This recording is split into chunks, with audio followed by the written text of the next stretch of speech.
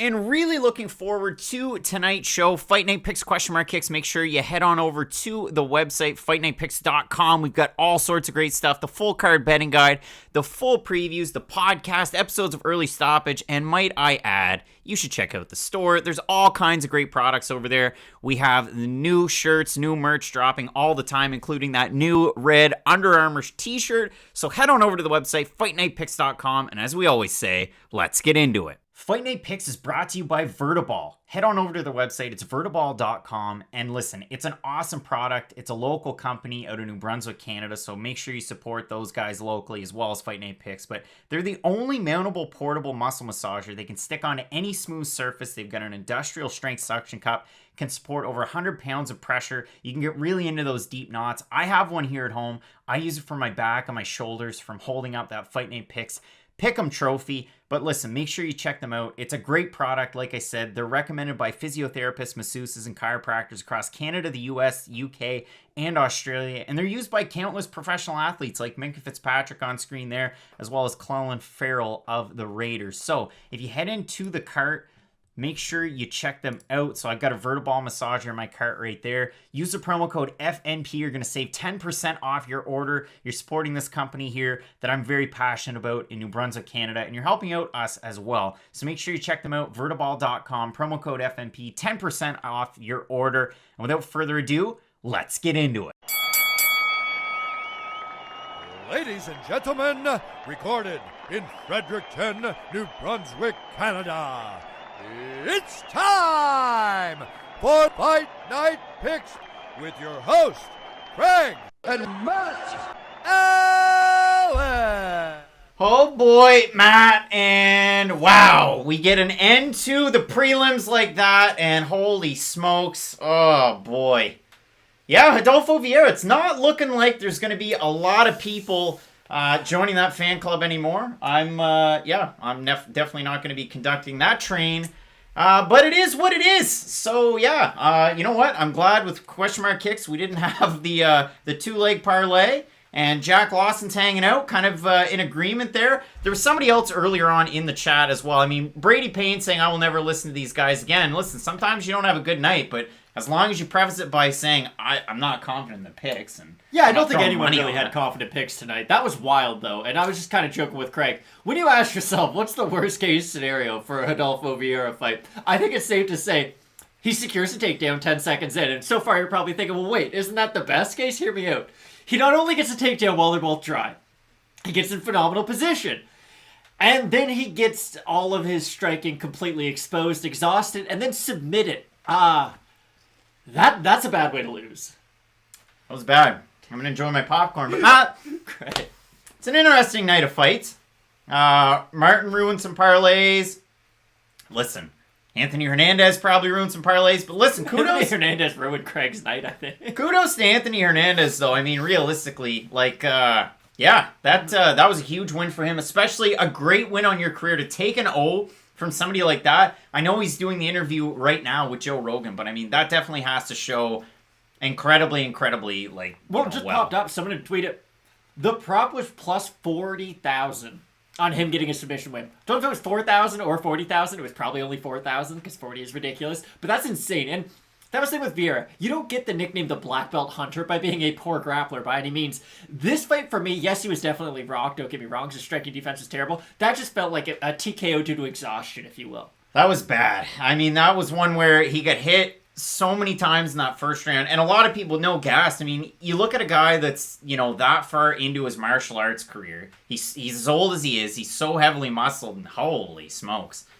Yeah, hazmat control. You win some, you lose some, boys. No shame in a big upset like that. I mean, it is what it is. Fluffy looks more killer in person than in his Google image. Well, with a camera like that, the old 8K as Daniel Cormier is calling it. It does look pretty good. But appreciate everybody for tuning in. We'll be hanging out here for the entire pay-per-view. So yeah, we'll have a chat about that one. And Mark, hanging out. The boys are back. The boys are back. So, Good news, though. What are you looking forward to on this card? Well, I was just going to say good news. Rodolfo Vieira might have just punched himself a ticket to do a celebrity boxing match against, whichever Paul isn't fighting Ben Askren. So that's fun. That's something that's positive. No, I'm excited for the main event. I'm not saying anything no one already knows. It's this. We have a clash of grapplers, but not really, because they do play into each other's styles. I just love the fact that, listen, when Kamaru Usman has an issue, his answer is always go to the wrestling, go to the wrestling. He never gets tired. He can secure pretty much any takedown from any position.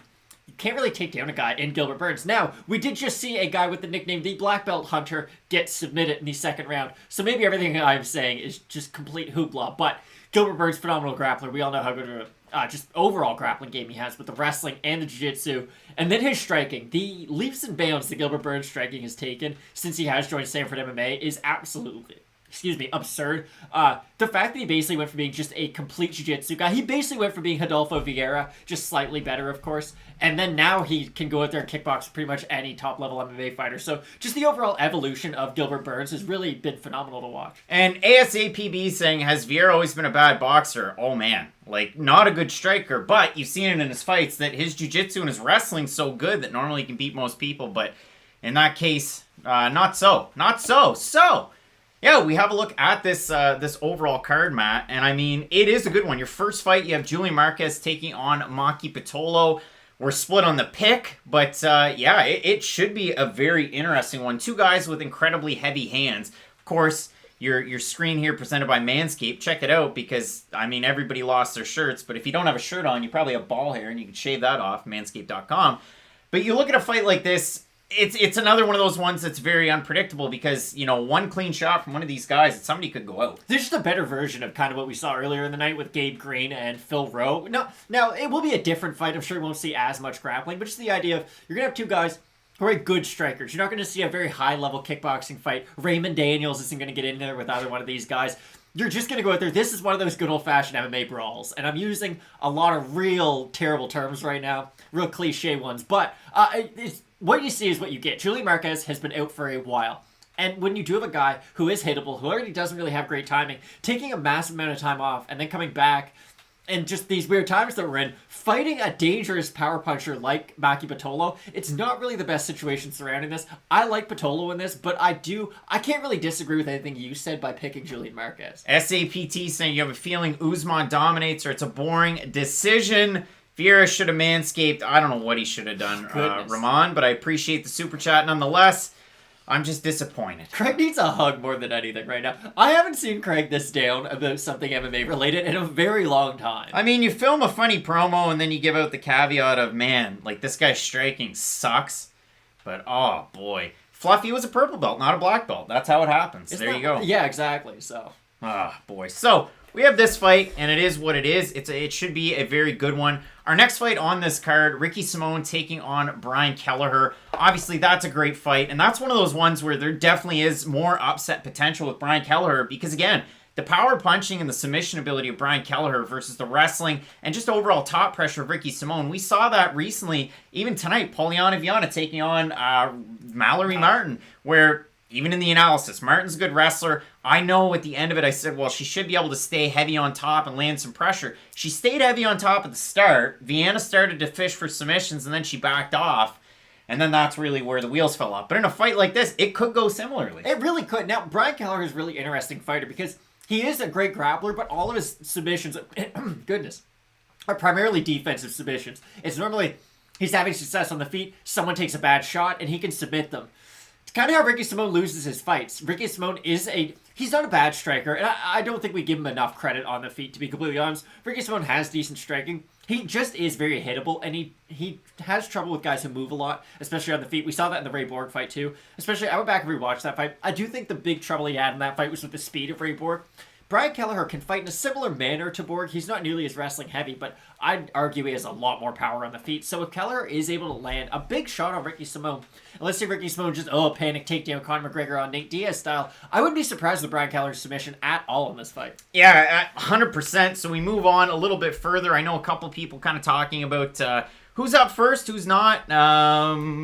Shoop going with Kelleher fight is up first. We'll just have to see, I guess. On the UFC's website, they have Pitolo and Marquez first. Our next fight, Kelvin Gastelum taking on Ian Heinisch. And again, that's such an interesting fight because it's a tale of two fighters. Anybody that Ian Heinisch has taken on that was really ranked higher, had a little bit more juice associated with their name, hasn't really performed the greatest. I mean, I think back to his fight against Shoeface is the one where I wish we probably could have seen like a statement Ian Heinisch. He won the fight, and he looked decent. His But second UFC fight against a ranked man, Craig. I don't know what more you want from him. Listen, Ian Heinisch, there's different versions of him, and that is sort of the fun thing about Ian Heinisch. And we make the joke, oh, he's Bangkok ready, he's Bangkok ready. He came out Bangkok ready against Gerald Mearshire. That's kind of the definition of it. Real light on his front leg, had those great kicks.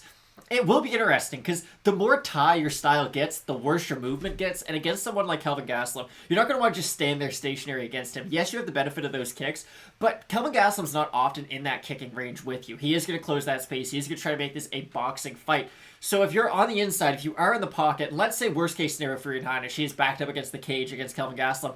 All those kicks aren't really going to do all that well if you don't have the space to throw them. So I just think stylistically, this is a bad fight for Ian Heinisch.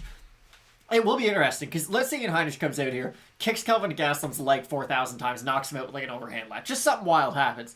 Kelvin Gastelum, I hope, does not get cut from the UFC based on a loss, because I really do love Kelvin Gastelum, and I think he can give any fighter in the top 15. a lot of people do love him. That's exactly. Because you remember watching him, and he's just been around for so long. And when was the last time Kelvin Gastelum had a really boring fight before this sort of stretch that he's gone on? You remember him for all those highs. And yes, he lost that fight to Israel Adesanya, but I don't think I'm alone in saying that's one of the greatest fights of all time. You can lose stuff like that. So I'm really high on Kelvin Gastelum. I hope he can get back on track in this fight. And Sean McMinn hitting us up in the super chat. Thank we do you, Sean. appreciate you. Jack Lawson's underdog here. You got Kelleher and Burns. Jawan's hanging out. I know you were there for question mark kicks, so we do appreciate you. Diogo Silva, the first fight is Maki, Pitolo, and Julian Marquez on our main card. In our co-main event, we have Macy Barber taking on Alexa Grasso. Split on the pick. It is a tough one. Again, could you see Alexa Grasso finessing her way on the outside of the cage, using her footwork to her advantage? She can definitely do that. And with Macy Barber, all the power in the world, and really, really good pressure as well if you like her in that spot. So it should be a very interesting fight. And you have to think, a win here, you have your 10th ranked Macy Barber, 15th ranked Alexa Grasso with a win in her flyweight debut. It's just a shame that, again, for Macy Barber, she's been off for a very long time, so you have to kind of sit there and scratch your head. Well, exactly what am I going to get? It's tough to tell, but again, I think with the year off, it definitely probably helped her progression. For Alexa Grasso, we've pretty much seen the blueprint, but it works very well. It really does. And Alexa Grasso, just a good example of what volume can do for you if you have technique behind your volume. She's not just going out there. I always say Marina Moroz just because it comes to mind. Marina Moroz's striking stats are hilarious. If you go back and look at some of her fights, it'll be like 170 strikes thrown and she'll land 11 of them. It's just, there's a lot of volume, but there's nothing behind it. Whereas with Alexa Grasso, she is setting up her kick. She is setting up her bigger strikes with her volume. And it is a joy to watch when she is able to stay on the outside, which will be interesting because if Macy Barber is able to just keep on rushing forward, making her punish, or really just making her pay for not using her footwork, how long can Alexa Grasso stand up to the power of Macy Barber? And let's say Barber is starting to get lit up on the feet. Let's say the kicks are too big of an issue for her, which I very well see being a problem, and she starts going to the takedown. Can Alexa Grasso get back up? Because we know how good the ground and pound of Macy Barber is, and I do have a lot of questions about Alexa Grasso's ability to get back up to her feet. Matt, tonight's been just an absolute night of bizarro fights. I mean, upset of the year, Jeffrey Smith. I can think back to Maria Agapova when she lost to Shanna Dawson. You caught a little bit of flack for a week, and then it blows over. But that was a huge upset for sure. So that's a good point by Jeffrey, and you got to kind of laugh at yourself in a spot like that. I mean, Vieira is that big of a favorite. Ooh. Buyer beware the next time Adolfo Vieira is out there like that. Branch above, what is going on? I'm really looking forward to this card. So let's move over to our main event of the evening. You have Kamaru Usman taking on Gilbert Burns. Again, a tale of two fights. Are we going to get a lot of volume, a lot of pressure, and a lot of heavy shots from Gilbert Burns? You always have that jiu-jitsu in his back pocket. You have Kamaru Usman with great pressure, really good wrestling, really good clinch work. And even when he's in the clinch, he can just slow down his opponents and really wear on them. And that was where I was going a little bit earlier in the Barber-Grasso fight. We've seen so many bizarro fights, like Bilal Muhammad. Who would have thought Bilal Muhammad would outstrike Diego Lima? I didn't think that. We've had so many weird fights. John Quinn from New Brunswick, can I demonstrate the Manscaped trimmer? You know what? For you, why not? This is going to get weird on camera. I'll weed whack it, so that counts. There you go. There you go. Goodness. You could have got that for free if you just watched question mark kicks. Yeah, you could have got it for free, but you hit us up in the super chat, and we appreciate you nonetheless. And hopefully at some point when the world opens up, we can watch the fights with people in person. But for now, we're stuck with each other, and we have this fight. So you look at this fight, and you have Gilbert Burns and Kamaru Usman. And I know the narrative is really around the fact that Kamaru Usman let's put this out there. I have no idea what Joe Rogan, I have no idea what Daniel Cormier is saying, and I really don't care to think of what Stephen A. Smith is thinking, but we got a bit of a preview for this fight from him in the prelims. Where I'm going with it is Kamaru Usman's on a GSP trajectory. He just keeps winning. He's won 16 fights in a row. Everybody they put in front of him, he's performed admirably in front of, especially the Colby Covington fight. In a fight where, was he down on the scorecards or not? I don't know, but the way that he put him away was great. And I don't care if you don't think that the stoppage was justified. It was a great fight. It was a great win for Usman. His last time out, I mean, he fought the fight he had to against Jorge Masvidal. So in this one, you have a legendary run from Kamaru Usman. Just call it what it is. And from Gilbert Burns, a tidy little win streak that debuted at lightweight and now up here to welterweight. He just continues to beat the level of competition they give him from Kunchenko until his last fight. Gilbert Burns is compact. That's really the best way you can describe him, because really his frame, he's not a true welterweight. You look at him, and most of the other fighters in this division are quite a bit taller than him, but just the amount of explosiveness he has behind his takedown attempts, submission attempts, even his strikes, it really does match anyone at 170, which makes it interesting because he has the speed of a lightweight, but he is just fighting guys who are bigger and slower than himself now. Matt, Garrett Rincon saying, sorry you're late, Vieira, WTF happened, LOL. And Mehdi, I'll get to your comment as well. Thank you for hitting us up in the super chat. Just straight up. Thank you for supporting the show. We don't often kind of break the fourth wall. I mean, we comment all the time on the chat, but do all the time. It means a lot to us. And, obviously the fight between Vieira didn't go the way that anybody would have thought. I made a silly little fan club video. Fan club's over, but we do appreciate the support, and it does mean a lot that you would hang out and watch the fights with us, and we'll rip on over to the other view once we get through here. To answer Mehdi's question, what's your favorite UFC commentator trio? You're feeling Rogan's losing his grip a bit. It was a little weird that John Anik had to kind of defend Joe Rogan out there this week. You don't love that. He's our guy. For me, I'm a weird guy, and this is my favorite trio, and it happens more in the international shows. John Gooden, Dan Hardy, Paul Felder, or Dominic Cruz, Daniel Cormier, John Anik. I like those two panels of three. I just wish we got more Gooden and Hardy. I like those two guys together. Maybe it's the accent. I agree. Gooden and Hardy, probably the most underrated duo out there. But my favorite is Michael Bisping, Daniel Cormier, John Anik. The chemistry that those three guys have, and their knowledge behind the sport, I just enjoy it. I do agree, Rogan is kind of, I just don't think he watches, I don't think Joe Rogan's up watching the Fight Pass prelims before every fight night. You know what I mean? I just don't think he has to be as involved with the sport anymore that he once had to be. And that's good for him. He's reached that level of success. It's just, if you're not watching every single fight, it is really, really hard to commentate on those people's fights in the future. So, that's all. And Mac L, I know you made the point in question mark kicks, and you seem like a big fan, and you want some of the merch. I'll check out Printful. You know what? Here. We'll switch over to our other view here, and as we do, I'll let Matt take over, and I'm going to write that down while I have it in my mind. Okay, so I don't know what Megan O'Leary's talking about, but I will finish giving my breakdown of the main event. So, I don't know who has better cardio out of these two, and all week long, really my whole life, I'm like, well, I know, weird, because Kamaru Usman, he never gets tired. But Gilbert Burns has never showed me that cardio has been an issue. Yes, kind of in the Kunchenko fight, he started to fatigue a little bit, but the only time I've ever seen him in a 5-round atmosphere, which is what he's going to be in tonight, against I'm going to call Tyron Woodley a pressure-oriented wrestler, but you have to hear me out. That would kind of describe the totality of his career, not really the version that we've seen as of late. But still, Gilbert Burns didn't get tired at all, threw an insane amount of strikes, had a really nice volume, and I think that's important too. Because people like to say, oh, well, they can go 3 rounds, they can go 5 rounds, but they might have only thrown 42 strikes or something. They don't have the volume to go along with it. If you are throwing in the 3 digits, if you're throwing over 100 strikes or significant strikes in a 3-round fight, you have very good cardio if you're able to keep that up. So I'm not worried about the cardio of Burns. I think this is going to be a really fun fight. My final pick is Burns, but this is probably going to be the only time I ever say this. Kamaru is going to win this fight, and he's probably going to win a unanimous decision. But I'm going to say Gilbert Burns. I like his chance to get a finish. All right, looking like we're going to get Pitolo coming up here shortly. And again, such an interesting fight. Tristan, good question. We have FNP hoodies. I've got one on right now, but the trouble with hoodies is, and the trouble with all of our merch, and it's not a trouble, but I order it. So I actually own it, and it's in inventory, and it's sitting in front of me in the little cubby that I got for Christmas from my wife. So I have all the stock here. Really breaking fourth wall now. It's just a matter of actually selling it. Pablo, you're not feeling it tonight. Any hugs? Craig Nito.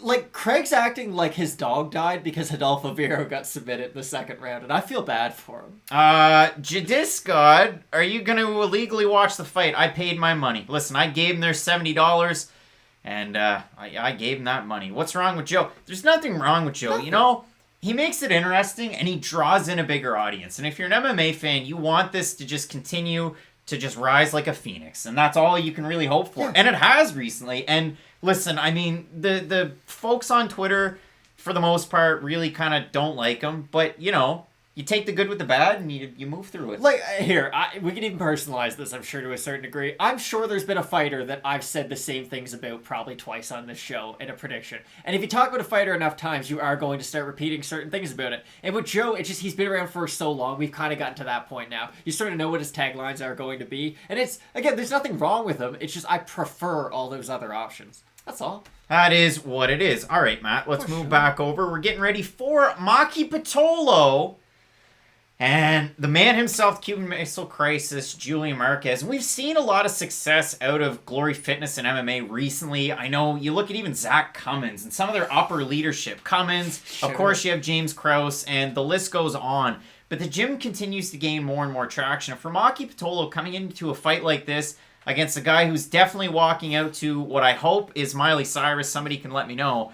But he seems happy, and he's looking good, and I have no idea. Is he wearing an Irish jersey right now? Listen, he looks happy, makes me happy. Julian Marquez, just having a good time.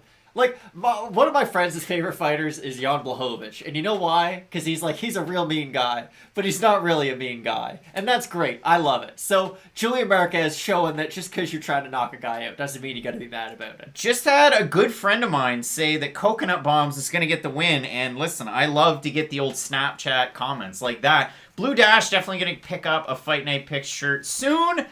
Thank you. I would appreciate it. That'd be pretty cool. And I get them out to the post office as quick as I can, but I'm not joking. Like, when I put that the fixed shipping at $22 US, it costs me more than that 9 times out of 10. Like, it is costly to ship. And it's costly to ship in Canada. It's ridiculous how much shipping costs. Now, Joe Dirt just took you back to childhood. Can somebody let me know if this is Miley Cyrus? I'd just like to know. Just to know. I'm right here with you, Craig. I'm hearing what you're hearing. But I'm really excited for this fight. Again, I'm not expecting some technical masterclass. We're not going to see a Wonderboy versus Jeff Neal type of fight. We're going to see two guys who tend to fatigue, but also throw very heavy shots. So, you know, this is a great pay-per-view show opener. We can talk shit about the pay-per-view as a whole, but this is a good, like, hey, you paid your money. This could be an exciting fight for as long as it lasts. Hopefully we get the night started off right as Julian Marquez hugs and kisses the cage because that man's happy to be back. A lot of people asking the questions about now, Craig. It was supposed to be Miley Cyrus singing a Blondie song, so that's the only reason I asked. Cover. There we go. Garrett's got it. Miley Cyrus, "Give Her Is Hard." Cover is hard. Garrett, that's one of the best comments I've ever seen. Well, no, we fixed it. I know he fixed it, but it's still great. The other thing that I want to talk to about in these fights, and again, the questions up there about Simone and Kelleher. That's one of the toughest ones on this card, just again, due to the fact that Brian Kelleher hits hard and he submits wrestlers, and I would worry about that one if I was feeling super confident. Remember we both said all those terrible things about Ricky Simone, and then we both predicted he was going to win tonight, so yeah, that pick I could go back and forth on 5 times, if I'm being honest. All right, Matt, we will switch it on over to our view for the fight. So the way that this works, if this is your first time with the Fight Night Picks Fight Companion, is the fact that we're going to put the timer up there. I know Eric is saying mean things over there. What's a Peeble looking guy? I don't know what that is. But if we're Peeble looking guys, we're going to have some fun with it. So we're going to put the timer up where the Fight Night Picks. Somebody wants to hear my lovely blondie heart of glass. I'm here probably for not going to it. get it. Okay. We're going to put the timer up there where the logo is. We're going to go through it. If there's a groin shot, if there's a stoppage in time, it is what it is. And we will tell you what the time is as we go along. But yeah, Maki Pitolo rocking the yellow trunks. They are loving this new camera. I would love to see how big it is. It's a beautiful focus on that camera, I must say. Sparing no expense for this massive pay-per-view event in the Apex facility. William asking, when are the Pop and Popcorn fights coming out? They will come out as soon as possible. I have my pop. I have my popcorn. I'm ready for these fights here on the main card. You're looking for a lock of the night. I'm sorry, Skeet Rock Farms. I don't have one for you. Miranda Maverick to beat Julian Robertson. It's not going to happen tonight, but if it ever happens again. That's tough. Christopher Cruz, you're not buying the pay-per-view, but just hang out.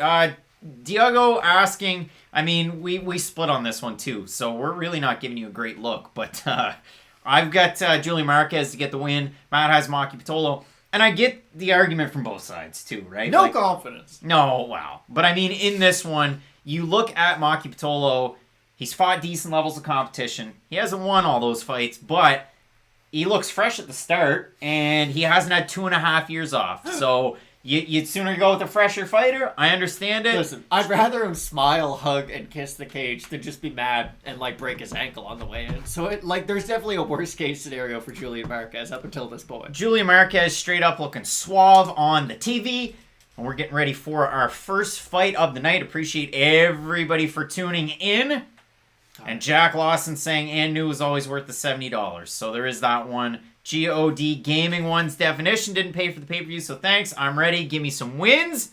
Marquez, bro, did you miss his intro song? Come on now. I can't play it. I can't play it over the mic. Then I get a copyright strike. Like Kelvin Gaslin when he was doing his little, what was he listening to? Bob Marley in one of the embeddeds, and he played it for a little bit long, and it was fairly loud. That's the type that gets you a copyright strike. Well, the UFC probably has better lawyers than we do, Craig, so...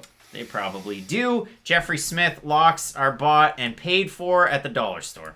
Well, sometimes you can get good locks there. Did you get yourself a heart lock for tomorrow? I did not. Oh, man. I know, sad. Man. We're not all married, Craig. Oh, no, I didn't either.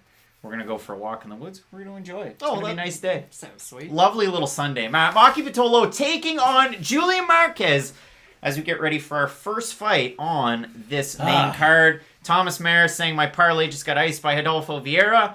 I'm going to take a lot of flack on the internet for a long time, Thomas. So, yeah, it sucks. But we're getting ready for a great fight here at middleweight. I mean, you've got a guy in Maki Pitolo, again, very game. You look at the guys that he's taken on. Darren Stewart, pretty good fighter, if I'm not mistaken. Did get choked out by him. Let's not mention that fight. Did get choked out by him, but the fight still happened. We will get ready for our 5-minute timer as Chris Tognoni weighs us in here. He is the exact ref I wanted for this fight. I'm sorry. I wasn't that excited until I just heard Chris Tognoni's name. All right, Matt. We have the start of our very first round. Maki Pitolo closing center. Aggressive. Hits him with a big left. Maki Pitolo. Julian Marquez really looking for the right hand, initialing the grappling exchanges as well, which to me, not a big surprise. I know there were a lot of people over in the comments kind of saying beforehand in question mark kicks, hey, is this a fight where maybe we see Julian Marquez trying to submit or working in some of the grappling up against a guy like Maki Pitolo? You would have expected it. Oh, yeah.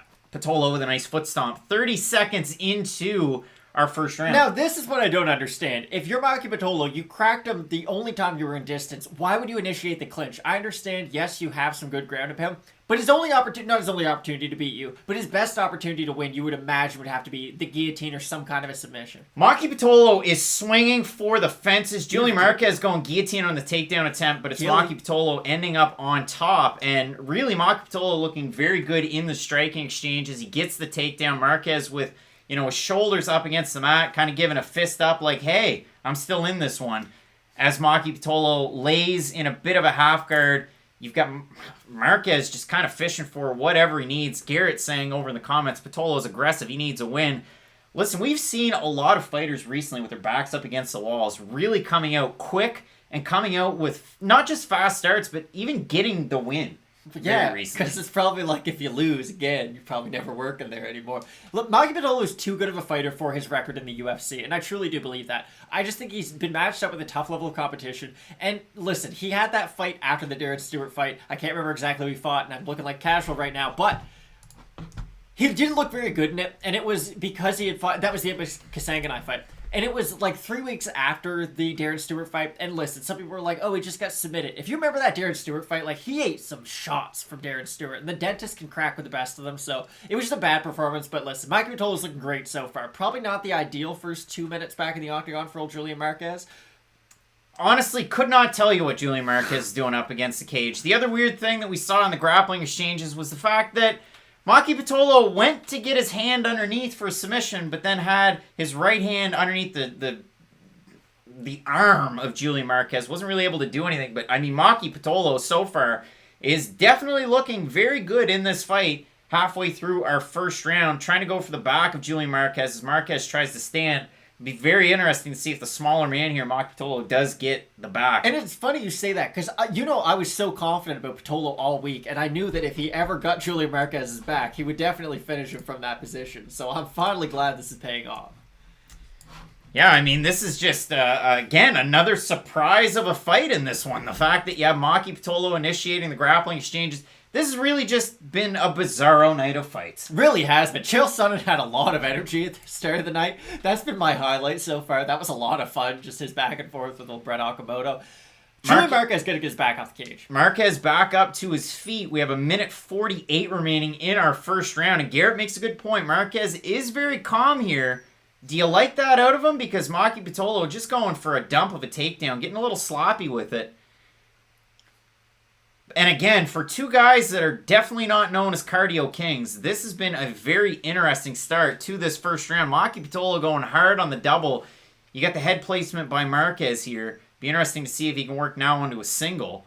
Is Maki Pitolo. It's like Maki Pitolo and Bilal Muhammad touched the same Space Jam basketball, and they transferred each other the other one's powers. Because Maki Pitolo, I did not expect him to go for any grappling whatsoever in this fight. I really did expect if anyone's going to initiate these exchanges, it'd be Julian Marquez. And again, he's done well in these grappling exchanges. It's not like he's been outclassed by any means. It's just, I'm finding this a very surprising game plan from Pitolo. And again, the only time we saw them in the middle of the cage, Pitolo landed a good body kick and a nice overhand left. So just kind of odd that he's so grapple heavy. Julian Marquez going in for the guillotine. He's got this one tight. Holy smokes, it's Julian Marquez. 45 seconds remaining in the first round. You gotta fight the hands though. No, he's out. There is about a 15-second lag if you're watching over on YouTube. All you need to do, just pause the pay-per-view, sync up, and I know that's going to be a comment the whole way through, Nevin Mai letting us know that, but hopefully that helps you out over there. 28 seconds remaining in our first round. Matt helping out the boys. But again, this is a very good round for Maki Pitolo and a very surprising result because he was winning in those striking exchanges and then just shot in for the takedowns. Here's the thing. It's bad, but also good.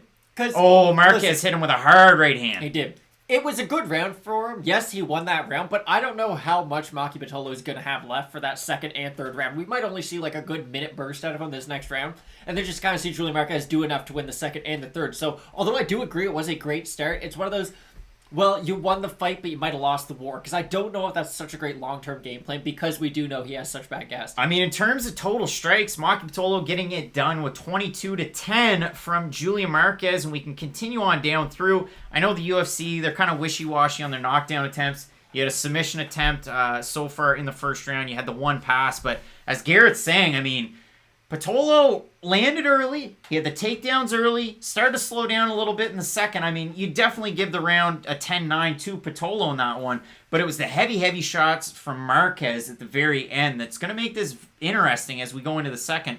And you can't stress enough the gas issues from both of these guys. So it'll be interesting to see if Pitolo goes out there and it's just more power and fury and we're just going out there to strike, or if we're going to continue to wrestle here for the next 10 minutes. We keep on saying, listen guys, for as fun as this fight might be right now, it'll end any second. These boys do like to get tired. No, I agree. And for Julian Marquez, this is kind of similar to the Darren Stewart fight. Last point too on kind of the ring rust, if you will, of Julian Marquez. That was terrible for Maki Pitolo because it just allowed Marquez to get more time in the cage, and that was the one thing he has been lacking. Now, Maki Pitolo can't miss with anything on the left side, so maybe he should have been wrestling this whole time, but what do I know? Marquez starting to push a little bit of a pace. He just continues to put that left hand out there as we get ready for the start of our second round. We're closing in on 30 seconds down. I mean, Pitolo looks good. The movement side to side, very good. Marquez kind of trying to cut off the cage here, just throwing his right arm out there like a shillelagh. We're going full Finley in this one. And listen, I mean, he came out with the Shamrock patch, so maybe that's a scoop, but the Cuban Missile Crisis trying to find a home for that right hand. And Maki Pitolo's swinging that left like it's nobody's business. Julian Marquez looks like the guy you went to high school with who was like, no matter what, you can't knock me out. And now we're in trouble because we just had the hardest kick to the cup I think we've seen all night. We had a good one early on. Oh, no. Gabe Green to Phil Rowe. Gabe Green threw a Robbie Lawler prime shovel hook to Phil Hawes. And that, like, I felt that. Phil Rowe, sorry. Phil Hawes. And, yeah, that was bad. This one... Hey, that one's kind of weak. It's a glancing That one's shot, kind of Craig. weak. Nevin Mai saying, got to remember that this is a smaller cage. And Garrett bringing up a good point. Marquez is a bit stiff, but that's what's going to happen when you tear everything in your lower back. Your latissimus dorsi, you go through a botched surgery. It's just a tricky, tricky injury to come back from. And everybody's had a sore back, but I've never had a sore back to that extent, man. I can't say I have either. Like, only Derrick Rose has had a back that sore before. Maki Pitolo, we got about 4 minutes remaining. Julian Marquez slips in. Oh, boy. This fight, when it is on the feet, is the definition of just swanging and banging. But then Maki Pitolo's like, hey, I know how to wrestle. And this is weird, because again, I really did expect Marquez to be the overwhelming... I guess not favorite in the grappling, but just him to have a massive advantage. And we have not seen that from him just yet. Maybe he will be able to sort of outlast Maki Pitolo as this fight progresses, but from what we're seeing right now, it is just a lot of Pitolo heavy control up against the cage with some nice takedowns sprinkled in. The nice body lock takedown. He's going to grab the outside arm and lock it in there. I mean, did Maki Pitolo go over to Russia to train for this one? I don't know. If he did... that would be weird because I think there's some international laws preventing that currently, but it is really nice wrist control. People call that like the Habib ride, but that is always good when you grab that far wrist because basically just gives you a free hand. And for Julian Marquez, is he going to try to create space? Because right now he isn't defending the takedowns, and we had a great comment, I think it was Garrett, you were saying how calm he looked. He does. He just kind of looks lackadaisical right now, especially defending these takedowns. He's just like, okay, I'm going to get taken down. I'll get right back up. But you're still not winning any of these exchanges. It's still you on the defensive. Nice elbow there by Pitolo on the break. He's going for the double leg. Julian Marquez stuffs the takedown. He's got a lot of room to work. He's going for the neck of Maki Pitolo, really trying to crank down. He's got a tight squeeze. He don't got it. Doesn't look like he's got it, though. He's going knee on belly. This could be very good for Julian Marquez at about the 2:35 mark of our second round. Marquez, again, he is going after that neck, but he's not really able to get a whole lot. And now Pitolo totally gives up his back on one of the strangest things you thought you'd see on a pay-per-view. And Maki Pitolo, is that it for Maki? So this is a term we in the industry call high-level stuff. And Maki Pitolo basically face-planted at the mat. It's weird because I don't know if the ref just said, you got to show me something, because he is eating ground and pound, but I don't think Julian Marquez is the punching power of Francis Ngannou. So I'm sure he's hurt, but it's just a weird position. Totally out. Now Pitolo's on top. Julian Marquez is going to eat some shots. This is the equivalent of the first fight on, you know, one of those regional scene shows or two really aggro guys at a bar on a Saturday night that are just duking it out at the end of said night. So Julian Marquez trying to scoot up incredibly slowly, and this is just something interesting. And listen, I mean, now you've got Maki Pitolo in full mount with 1:30 remaining in this round. Just when you thought Julian Marquez was going to be able to submit Maki Pitolo and the Pitolo had totally given up, Matthew Filkins hitting us up saying we're doing a great job. But I mean, Matthew, you work with what you got. And in a fight like this is what you got. You got Maki Pitolo wearing yellow trunks. Bit of a surprise there. You've got Julian Marquez walking out to a Miley Cyrus cover of Blondie with a shamrock. I have an idea. Now, bare knuckle. If anyone over there's watching, you heard this from me. Jean Vellante versus Julian Marquez, bare knuckle boxing. I mean... It's an idea. You'd have to agree upon a weight class, but yeah, that could be a very interesting one. Oh boy, you have Maki Pitolo now in half guard. He was in mount, and now he's in half guard, and he's just a guy that, listen, he's punch over position, and it really hasn't mattered so far in the ground for coconut bombs, Maki Pitolo. I'm just so surprised he's been doing this well wrestling. Like, I expected, again, Marquez to have this massive advantage on the ground, but not really go to it because he is more of a primary striker. Did not expect Maki Pitolo to be in full mount for minutes at a time. Very surprising, but...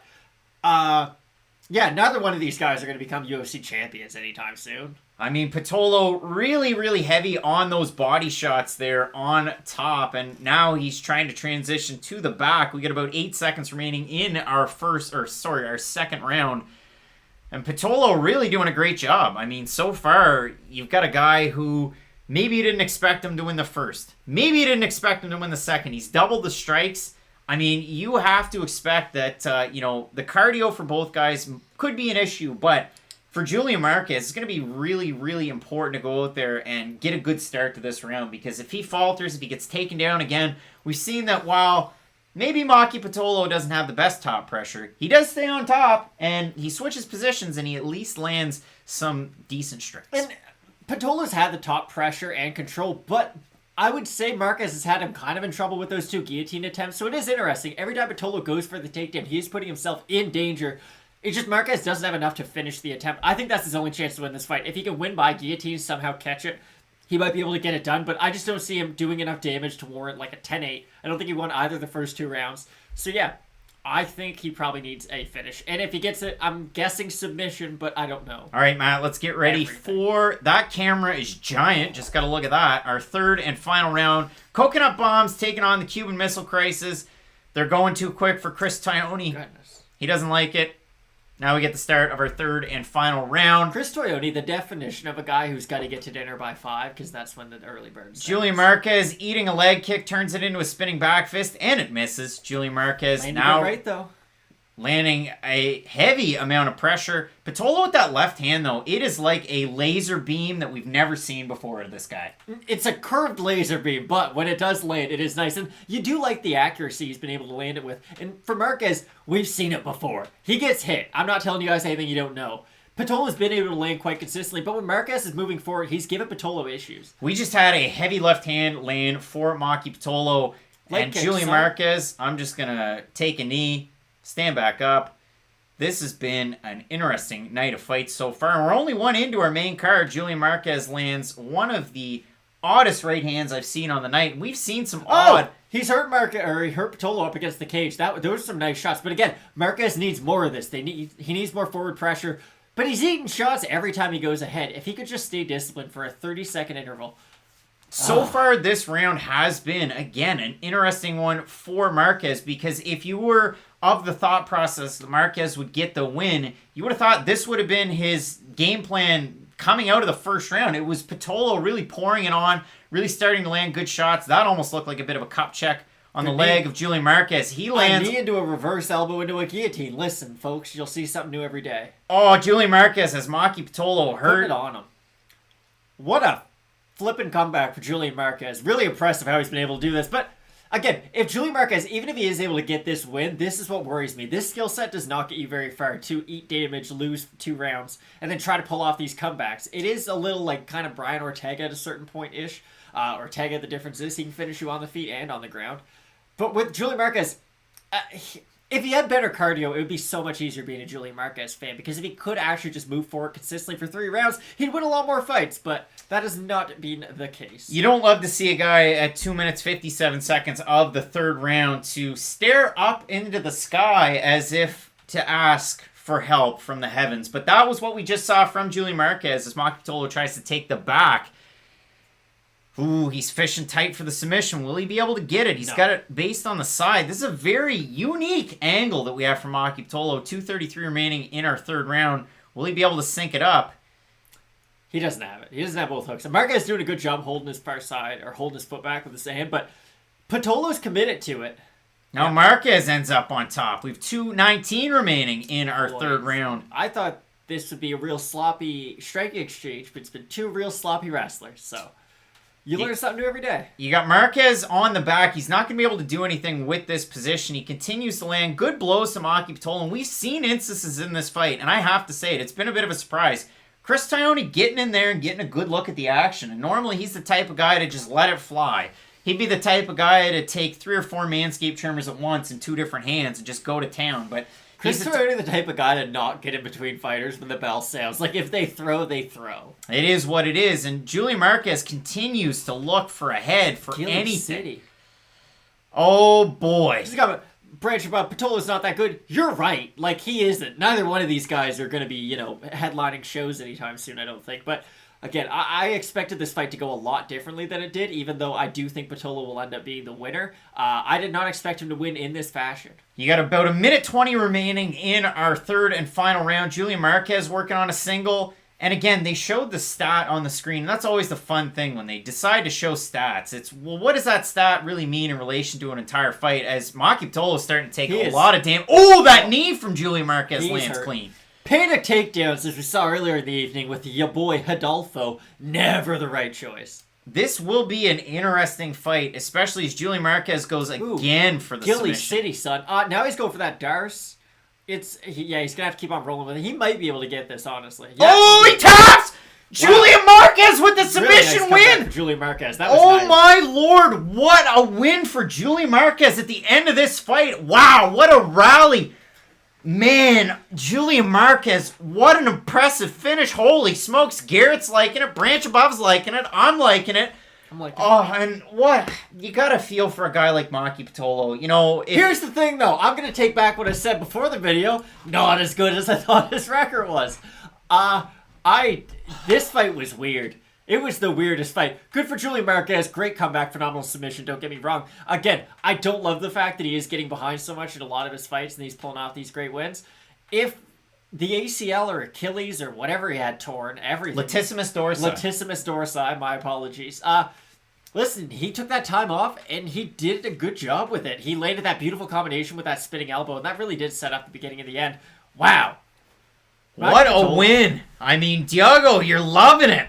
I'm loving it too. God Gaming's loving it. We're having a good time. That was a big win.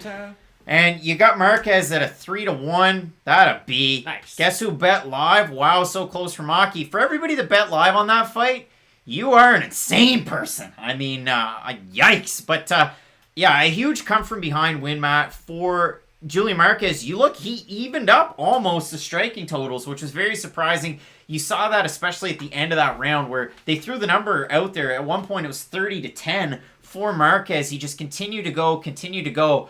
But again, yeah, we got to watch out for the defensive wrestling. We got to watch out for the cardio. I mean, again, the striking defense. But for Maki Pitolo, already on a 2-fight losing streak, and then he goes into this one with a head of steam in the first and the second. He won those handily. Oh, yeah, he definitely did. That was a great job by Marquez, though, again, to rally in that third.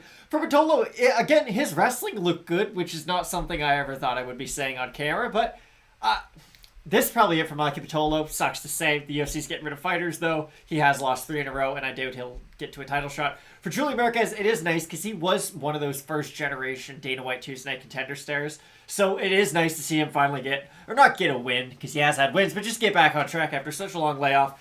He's not, crazy marketable, but he's definitely more average than just, your average unranked UFC middleweight. So great for Julian Marquez. Hopefully he can string some more wins together. Julian Marquez's corner, the James Krause, which, listen, if a nickname is then it can't be that good of a nickname, but the James Krause, and man, James Krause looks to be about the same size as Julian Marquez, which is crazy. I remember also before this fight, Julian Marquez was talking about the fact that he wanted to fight so badly. He would have fought at any weight class. He mentioned middleweight. He mentioned light heavyweight. He mentioned heavyweight.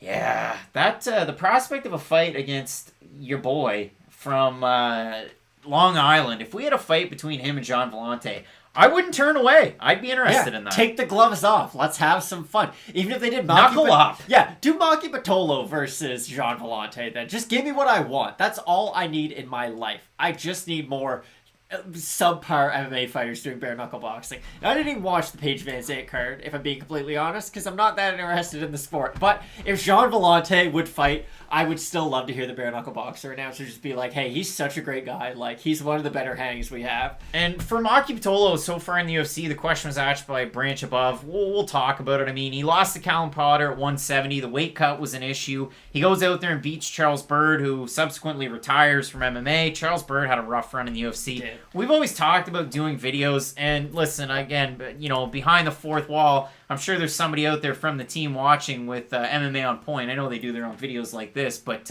I don't want to do a lot of MMA on Point like videos because I've done videos for MMA on Point, worked for them in the past, so I don't really want to muddy the waters and copy anybody. We're out here zigging when people are zagging, but the point of that is Charles Byrd, Tyrion Ware, there's so many fighters out there that it would be interesting to tell a story like that, so maybe those guys do a video like that. But for Maki Pitolo, again, you lose your debut to Callum Potter, you beat a fighter who was on Contender Series in Charles Byrd, and listen, out of all the Contender Series fighters, he fought 3. He fought Charles Byrd, he fought Impa Kasanganay, and Julian Marquez. one of the stars of the first season was Marquez. So for Pitolo in the UFC, 1-4 the total record. Maybe we will see him back again. They need someone to just pull focus on that camera.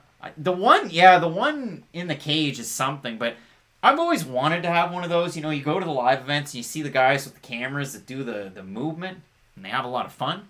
I'd like to have one of those. That'd be cool. There you go. All right, long-term goals. But we've got the in-cage, interview from Julian Marquez. Like to know who he's calling out, but of course, you'll never know. So if we look at this next fight, Matt, you have Brian Kelleher taking on Ricky Simone. And again, we both have Simone. He is a decent favorite in this one, somewhere in the realm of, what was it, minus 250 or thereabouts. And you've got Brian Kelleher, a sizable underdog, but with a very, very good chance.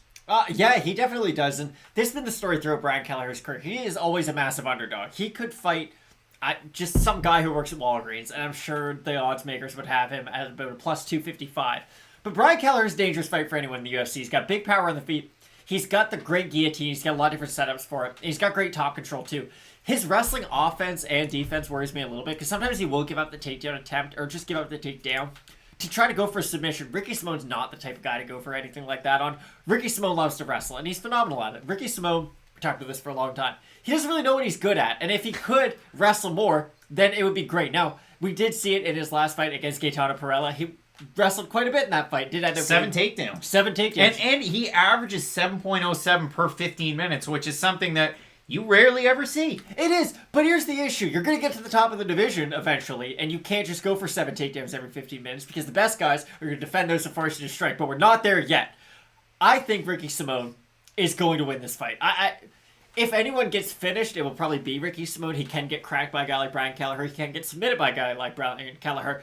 I just don't see the striking of Simone to be enough of a threat to Kelleher to knock him out. And I don't think he has a diverse enough submission game to really threaten him on the ground. I think he might be able to if he gets some nice top positions. We might see a head and arm choke, but I do probably think we're going to see one of these classic Ricky Simone. I'm going to take him down. I'm going to win 30-27. Brennan Gerber saying, who's winning this next fight? Let us know in the comments section who you're going with in this fight, because it is a very close one. And I had the same feelings about this one as I did with the fight that we had earlier on tonight between Chris Gutierrez and Andre Ewell. And man, Chris Gutierrez with leg kicks looked great. Yeah, he really did. Andre Ewell's weird, though, because my whole opinion of him got changed. Because now I'm like, well, you can really only fight people in one very specific range. Now, yes, granted, in that one very specific range, he is phenomenal. You don't want to be there with him. But other than just standing in front of him in the middle of the cage, like, you can beat Andre Ewell in quite a diverse amount of ways. So, kind of down on Ewell after that performance, if I'm being completely honest, but it was still really nice. It was a good win for him. Garrett's liking the Miley Cyrus. And we look at our fight coming up between Ricky Simone and Brian Kelleher. Both of these men sporting a 3-2 record in their last 5 fights. For Brian Kelleher, he won his last one against Ray Rodriguez. That was an interesting one. And for Brian Kelleher, too, I know it's been, a topic of conversation for a lot of fighters, really in the last, calendar year to this point. The fact that you have a lot of fights fall out, you have a lot of short notice fights.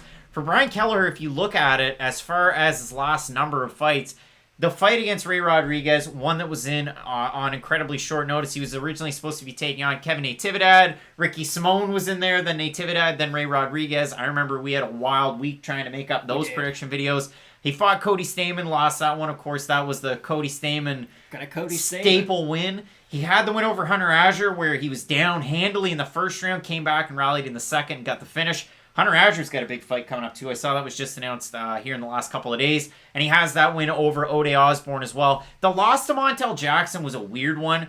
Montel Jackson, a teammate of Ode Osborne from Pura Vida BJJ. So, you win one, you lose one, Pura Vida. But for Brian Kelleher, it has been a decent strength of schedule. I mean, before that, John Lineker, Henna Brow, Damian Stasiak, Marlon Vera, Uriel Alcantara, and Julio Arce, and Jimmy Rivera over with Bellator. So it has been a good run for Ricky Simone, the former LFA champ opposite him in Simone, 17-3. The win over Gaetano Pirello, which kind of fell into his lap. He's had 2 fights fall out with Brian Kelleher. I don't know why ABC's previewing basketball during a pay-per-view for MMA. This is insane. They made you pay $70 for this. But Jimmy Buckets is playing LeBron, Craig. But we're here not to talk about basketball, but when we do, it's late 90s, early 2000s references. If you look over at Ricky Simone, the win over Ray Borg, sketchy fight. Lost to Rob Font, a loss to Uriah Faber. He beat my guy, Haniyaya. And listen, I'm off the train of Mr. Vieira, but with Haniyaya, yikes. Yikes. Yeah, that was the last time Craig was this upset over the result of a fight. I'm sure there's another result out there. I'm sure TJ tested positive for some stuff upset him. But I don't really know what's going to happen in this fight. This is weird, too, because for Ricky Simone, again, it always comes back to this, and it's the Cody Stamann issue, because Ricky Simone basically just is Cody Stamann at this point. I just think Cody Stamann is a better version of him. So you have all these different versions of these wrestle boxers who are just sort of mildly altered versions of each other, but primarily they all follow the same skill set. And then you have the guys at the top of the division, like the Aljamain Sterlings, like the Corey Sandhagens, the Piotr Jans, who can just defend all your takedowns, and in Sterling's case, just invite it, really. And then they're going to offer you so many different issues. So fighting like this is going to get the wins over the Brian Kellehers of the world. It'll get you the wins over the Hunter Azures of the world. But if Ricky Simone does really want to get into that top 6, top 7 category, I do think he needs a more diverse submission game, and I hope that that's something we do see him start to develop in the near future. Something we said about Bilal Muhammad for a long time, just to reference another guy who's on this card. And you do see when Ricky Simone's really aggressive, fishing for submissions, using his ground and pound, he's a tough fighter to deal with. But then you see this other version where it's, okay, if I can't get the takedown, I'll just kind of panic on the feet. I'll look really uncomfortable. Then I'll shoot for more takedowns. When we see a more comfortable version of Ricky Simone, that's really what it comes down to. He does look like he can beat those, top guys up until that top 7-ish rating. So I do think we'll get the win tonight, but this is a dangerous fight. And if you look at Reese Cote, Reese, man, we're having fun here. It's all about having fun, Reese. So thanks for hanging out, buddy. We got a good crop of people tuning in, up around the 230, 240 mark. Only 94 likes, though, so toss the likes, toss the subs. We love doing these fight companions, and we hope you love them, too. So, yeah, you just got to throw the word out there. Let your friends know. Yeah. I mean, we've got Christopher Cruz hanging out, having a good time. Baza Raphael saying that Kelleher is too big for Ricky. And then Ben saying you're getting mad at yourself when Marquez was losing because you initially had the fight to go over 1.5. You went with Marquez in the last minute. Needs Simone here to complete the parlay. Ricky Simone again. When he's looking his best, he could beat anybody. Or, again, like you said, the top 7, top 5, they're going to give him a hard time. You look at the fight like this, and again, a lot of people referencing the fact that Kelleher, bigger guy, reach advantage lies in Simone's corner. The height about the same. Of course, you saw them yesterday at the weigh-ins. Both guys are well suited for this division, but when I say this division, I mean 135. And if you saw at the weigh-ins, Brian Kelleher coming into this one weighing a sturdy 145.5. You have Ricky Simone coming in here 145.5 as well. So both these guys, this kind of one-off featherweight fight. And that's one of those things that you don't want to see all the time. You don't want to see the guys fighting up. Like for Cody Stamann, he just kept having fights at featherweight. Good to see him at bantamweight. But yeah, I'm looking forward to it. Debbie asking, do you do this for every fight? Just for the pay-per-views at this point. But I have had some DMs that people want it for the fight nights. We'll see what happens. But next weekend's fight night, very, very good. And I'll give you one pick like right off the hop. I love Danny Chavez over Jared Gordon. Love him. There you go. Wow, Craig giving one out early. The other thing for Phoenix Graves, imagine sitting in a gym with 200 plus and you're talking about the fights. This is basically the same Pretty thing. much. When the world opens up, and it will. Waiting on the world to change. I'm thinking like Boston Pizza, and we just get like the party room, and then hang out and talk about some of the fights. Reese is having a good time. Or College Game Day at International Fight Week, and that's like the brainchild. That's like magnum opus style stuff, but that's what I'm hoping for. So yeah, if you like that, you let me know. But that's what I'm looking forward to doing once we start going. And then the other thing too is like going to some of those live fights. Phoenix Graves wants it for Johnson Romero. That's coming up in April. I am so excited for that Bellator Grand Prix. You have no idea. Bader Machida. When we get into MMA, let's flip it on over to the other view. When we get into MMA, Matt, it was for Lyoto Machida, Shogun Rua, GSP, John Jones. But that was what we get into the sport for. I remember when Ryan Bader was on the come up, and we hated Ryan Bader. We hated him so much. Still do, honestly. Arbitrary guy to hate, but didn't like him. Ryan Bader, Lyoto Machida fight in 2021, I'm all there for it. Dovletsan Yagshimuradov taking on Beastin 25-8 Corey Anderson, I'm there for it. And then on the next card, you got the title on the line. In the rematch, you got Phil Davis Mr. Wonderful taking on Vadim Nemkov. And in your other fight, of course, it's a fight that people have pirated the hell out of the thumbnail I made. But Johnson and Romero, how can you not get up for that one? That's a great fight. That would have been like co-main event material on a pay-per-view for the UFC. And you're going to get it on a Bellator card for free. Now, the one thing that's weird for me is like, well, we were on Paramount Network and then DAZN, and now we're on Showtime. And then we're on CBS Sports, and I get the CBS and Showtime thing, it's intertwined. Find a home and just stay there. Poor Bellator. Steven Espinoza, he's taken down Dana White single-handedly. He gave Bellator a home. Bruce Buffer gets emotional about being in the UFC for 25 years. The next fight is quite good. I'm much more looking forward to the one after that, though. Ian Heinisch versus Kelvin Gastelum. I think that is got fighter than I've written all over it. I just love Kelvin Gastelum fighting. I like his leg kicks. I like his boxing. He's just very fun to watch. There's nothing all that special about him either. Just, hey, Kelvin Gastelum's fighting. I'm probably going to really enjoy it. That's all I've got to say about that. Yeah, I'm really looking forward to it. And then he gave the worst preview I've ever seen for a fight. I really drew a blank there on what Ian Heinisch does well. Well, he wrestles very well, and that's the thing. He's got a wrestling base, and I know a lot of people are very critical of, will he be able to out-wrestle Kelvin Gastelum, this and that. And the issue is, if he comes out with that high tie stance, it's not like he's going to be initiating a lot of the wrestling. I mean, we've seen that work to the advantage of certain MMA fighters. Obviously, Khalil Roundtree, pre-Marcin Prachniow, it worked great for him. A guy who's totally relocated and rededicated his life to the martial art. We've seen it not work so well for certain fighters. Yeah. So Muay Thai is one of those tricky ones also Khalil Roundtree. You're either going into the shallow end and having a good time and looking great, you're Paulo Costing your Muay Thai, or you just go full deep end Khalil and there's no coming back. So from Ian Heinisch's last time out, he did look good. He outstruck the southpaw. He landed that nice low kick to the lead leg, which is just a conversation that we find happening more and more in this sport.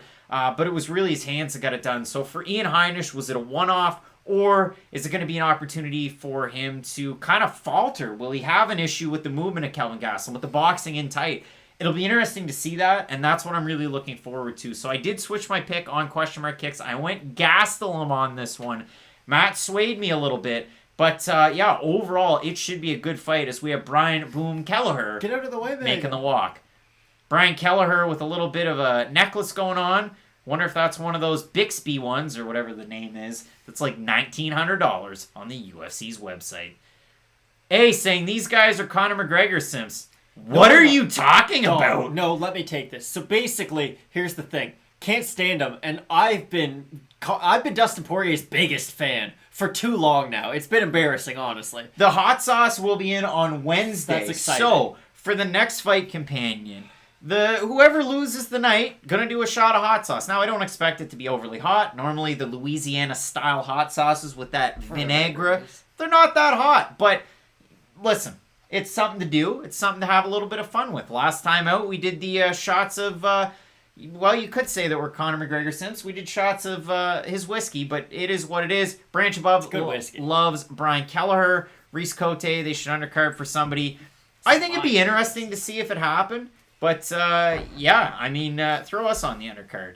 For what? Like Rough and Rowdy 17? Give me the fight against Robbie Fox. I called for it hard. If you missed Fight Night Picks early stoppage, it came out yesterday, but... I campaigned hard for a fight against Robbie Fox. I'll take a quarter of the money that Jose Canseco took, and I will last 4 times as long. So that is my claim to fame. Wow. Robbie Fox, I'm calling you out, and I will call him out for the rest of this year. And listen, that takes a lot of dedication on my part, because if I go down and take the fight, and then when I get back home, I lose all my vacation for the entire year. So there it is. There you go. And Craig's willing to do that for you guys. He's willing to pull a Dan Hooker just to fight Robbie from Barstool. So, yeah, that's the type of dedication we have over here at Fight Night Picks. Mac L, I'll be honest, hates the fights. Absolutely hates the fights. And S. Low, are we gamers? Well, we play UFC sometimes. You can find us on PlayStation at Fight Night Picks. You can find us over there. So it's at Fight Night Picks just about everywhere. You can find us on TikTok, though we haven't done a whole lot with it. Somebody asked if they could see boxing combinations. Well, on TikTok you can. And we're on Twitch too, but we haven't really done a whole lot with it. But that's one of those things where we're going to do, more and more fight companions. Maybe we recast it over there and we get that conversation going a little bit more. That's just an inappropriate question, but no. I love my wife. Mark, you'd love to see me smash that kid. I don't want to smash him. I have a lot of respect for him. It's going to be a fight like Yancy Medeiros Phrasing. Cowboy, but I'm Cowboy. So let's make it happen. We have Ricky Simone making his walkout. Back-to-back wins. Second most takedowns in bantamweight history. Of course, he had 7 in his last fight. And in that fight, too, a lot of people were high on Gaetano. I mean, I know They weren't, Craig. Just be honest. No one was high on Gaetano Pirello. Craig saw one tweet, and then he likes to say, well, these people. No one was. He came in on 2 days' notice to fight the best wrestler in the division. No one thought he had a snowball's chance in hell against Ricky Simone. And guess what? He got out-wrestled and out-grappled like everyone in the world predicted. Alzolino definitely had him. I mean, listen, you're talking about a guy representing Italy and Belgium. It doesn't get much better than that. As we get set for our second fight on this main card, you have Ricky Simone taking on Brian Kelleher. In terms of height, both guys 5'6". They're short kings. And then if you look at the reach, 69 inches for Ricky Simone, 66. That's 2 numbers right in a row for Brian Kelleher, sporting the slick record. If you divide his wins in half, you get 11. He's got 22 wins, 11 losses for Ricky Simone, 17-3, evening it out.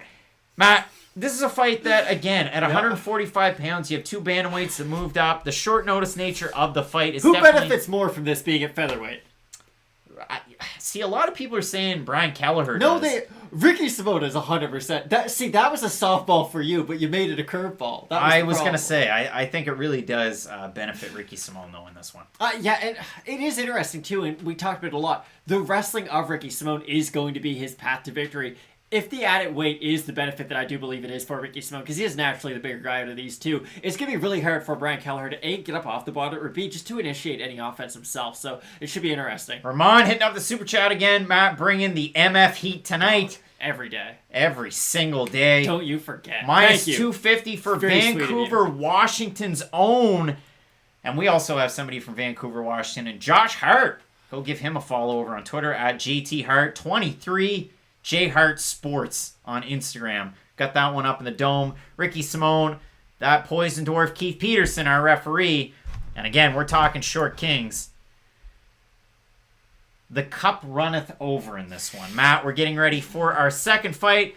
We're saying don't forget the timer. You got to sync up with us, though. So keep that one in mind as we get ready for our first round at featherweight between a couple of bantamweights. Ricky Simone taking on Brian Kelleher. And it's Kelleher opening the striking exchanges with a nice leg kick and really pushing a pace.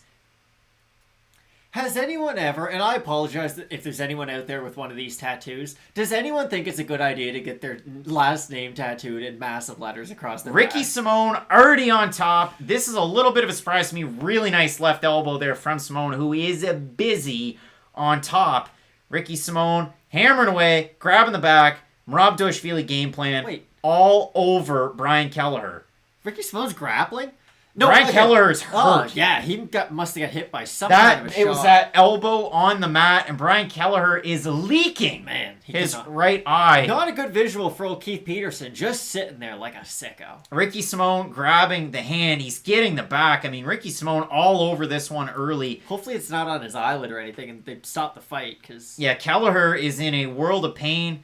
Grabbing the hands of Ricky Simone, who has some class. Grabbing the cage, and Keith Peterson's just going to let that fly.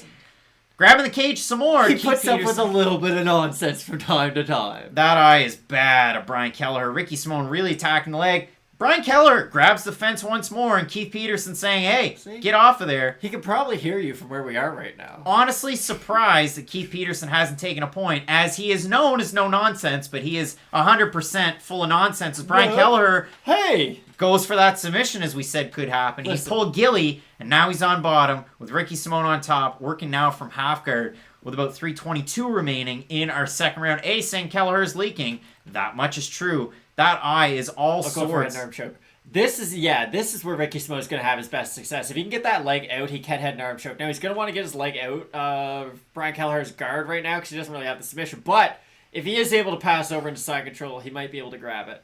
Kelleher is in a world of hurt at this point. Ricky Simone, again, if he gets the leg over, you'd think he'd be able to get the submission. It's starting to happen. Well, you wonder how much, like Brian Kelleher, how much that damage to his eyes really affecting him. Because a lot of times you'll see a fighter get damage and they don't acknowledge it at all. But Brian Kelleher immediately acknowledged something was wrong. So maybe he did cut his eyelid or something. It was a lovely elbow there. About 30 seconds in from Ricky Simone.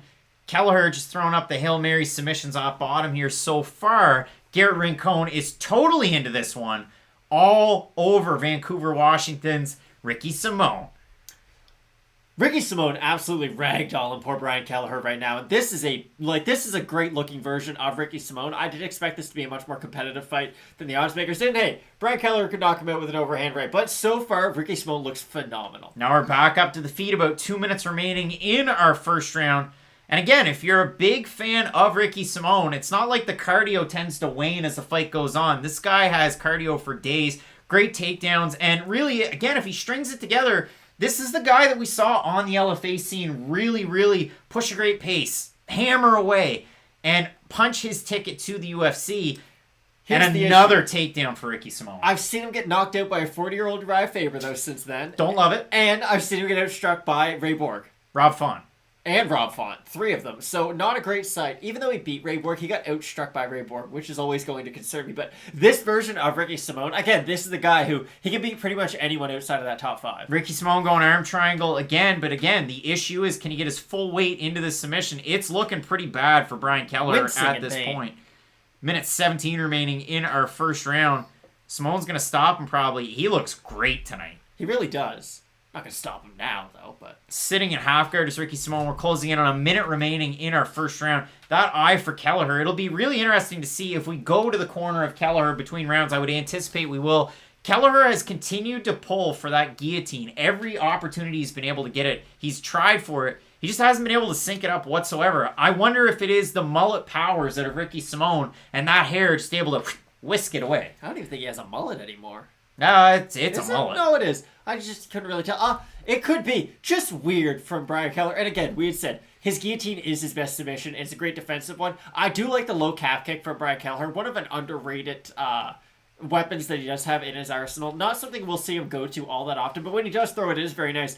I would like to see just a little bit more activity from Kelleher when he is on the feet. Because again, if you're only defending takedowns, then not really doing a lot with your space in the open cage, you're not really going to be able to win rounds or minutes that way. Hazmat control just came back. Is Simone winning? Oh, yeah. But again, quite handily. Kelleher starting to try and get back into this one. Just jumped into a punch, which is definitely ill-advised, I would say. And a nice little duck out of the way from Ricky Simone, who is having the absolute fight of his life. And listen, I mean, surprise, surprise, MFers. We've had an absolute night of surprises. And for Ricky Simone, again, it's just been a continuation of the last number of fights. That is a bad cut. It looks like it's just on the corner of the eyebrow, Brian Kelleher. The blood, again, leaking into his eye. But there he is, slinking down. That's a tough cut. I mean, that's almost on the level. One that I can remember recently was Liana Joju on her nose, where it was just opened up like that. We'll see how the cut man makes out here. Joju one is a lot worse than that. That's not good. No, it's not good by any means, but the Jojo one, it just kept on bleeding and bleeding and bleeding. That is very bad. Now, again, for Brian Kelleher, and from a young child who had an eyebrow injury such as yourself... Can't tell, but I do have the scar to prove it. Yeah, how are you able to get back from something like that? What would you say to Brian Kelleher at this point? Well, here's the thing. Brian Kelleher got elbowed by a grown man, and I headbutted a coffee table as a young child. So just the experience itself, and really the trauma leading up to the experience is a little bit different. Did it change you as a person? I mean, not really. It's just like, hey, I got a bit of a bald spot on one of my eyebrows if you look real hard. Brian Kelleher, probably tougher than I ever will be, though, and I'm sure he'll get over it. He is probably A-okay. Great first round for Ricky Simone, though. Hopefully he just build upon what he was able to do. Really, really nice jab on the way in from Ricky Simone. But again, if Kelleher is able to open anything up with the kicks, maybe that's a good path to victory, a good way to get started once more. But again, it's Ricky Simone beating Brian Kelleher to the punch. The other thing that we're seeing from Kelleher, ooh, a nice front kick from Brian Kelleher. Front kick in the face is Anderson Silva. Wow. Obviously did. Yeah, again, the striking of Ricky Simone. What you see is what you get. Offensively, he's going to land some nice combos, but defensively, he's going to get hit. It's a bit of a give and take. And Ricky Simone, one of those guys, too, we've seen him with ATT Portland. We've seen him spending time with Team Oyama as well. And it's always interesting because Colin Oyama is one of those guys that you almost don't hear about him until the night of the fight. It's like, hey, here he is, and he is a whiz of a coach. Yeah, it's just unfortunate we don't get to see him enough as we close in on a minute so far into the second round. Really nice lead hook from Brian Kelleher on the back foot as well. Yeah, something you don't see all that often. Again, this round, you would think with all the wrestling success that Ricky Simone had in that first round, he would be going back to the well more often, but Yeah, it is kind of weird. I expected a lot more wrestling out of Ricky Simone, especially in the second round. You're right. Shout out to another fellow Matt. I'm thinking Matt takes the trophy this year. I think so too. My favorite comment out there is the fact that we're doing better than you in the picks. We're doing this, we're doing that. We're 4 cards into our 5th. Nice kick from Brian Kelleher, but again, a nice takedown from Ricky Simone. Kelleher into a leg lock. Will Simone be able to get out of this? And he will. What's the jiu-jitsu equivalent of Bangkok ready? Is it like Rio rolling? I mean, Damian Maia career resurgence at 39. I guess. I'm just trying to think like... Anaconda choke? No. It's just like, I'll try to think of something. Let us know. What's the grappling equivalent to Bangkok ready? I mean, full Tyron Woodley Brazilian wrestling? board? Garrett makes a great point over in the comment section. Simone needs to wrestle to continue dominating, but Kelleher has been popping back up to his feet. Yeah, he has been able to, but again, just the control time is going to win you the rounds. And for Ricky Simone, it's not like he's going out there looking to finish you with his hands. So I would like to see a little bit more wrestling. He didn't seem to fatigue himself a crazy amount either by doing it in the first round. So I expected a little bit more, but maybe he's comfortable with the range on the feet. He'll just go to the wrestling in the third if he's not able to get anything too major going. Kelleher's starting to touch up Simone, backs him up against the cage. Really nice kick there from Kelleher to close the distance. About halfway through our second round. Garrett mentioning that front kick. We did get a front kick there earlier on. It was on the Simone takedown attempt. You have Simone now starting to land some combinations of his own, finishing it off with a kick, and it's Kelleher bridging the gap and pushing a pace. And Matt, we talk about this a lot in our pre-fight analysis with some of these guys. The fact that Kelleher looking to sync up one of those guillotines. Yeah. Not going to get it in this case. And he's in a really tough spot with his butt parked up against the turnbuckle, if you will. We never did get somebody who was thrown out the equivalent of Bangkok ready. That cut on Brad Kelleher has reopened, though, and it does not look good at all. But this is what Ricky Simone needs. This is what Ricky Simone has to do to win fights. He's going to wrestle. He's going to take you down. He's going to frustrate you with his pace and with his wrestling attack. For poor Brian Kelleher, just rubbing blood on himself at this point. He's a wild man.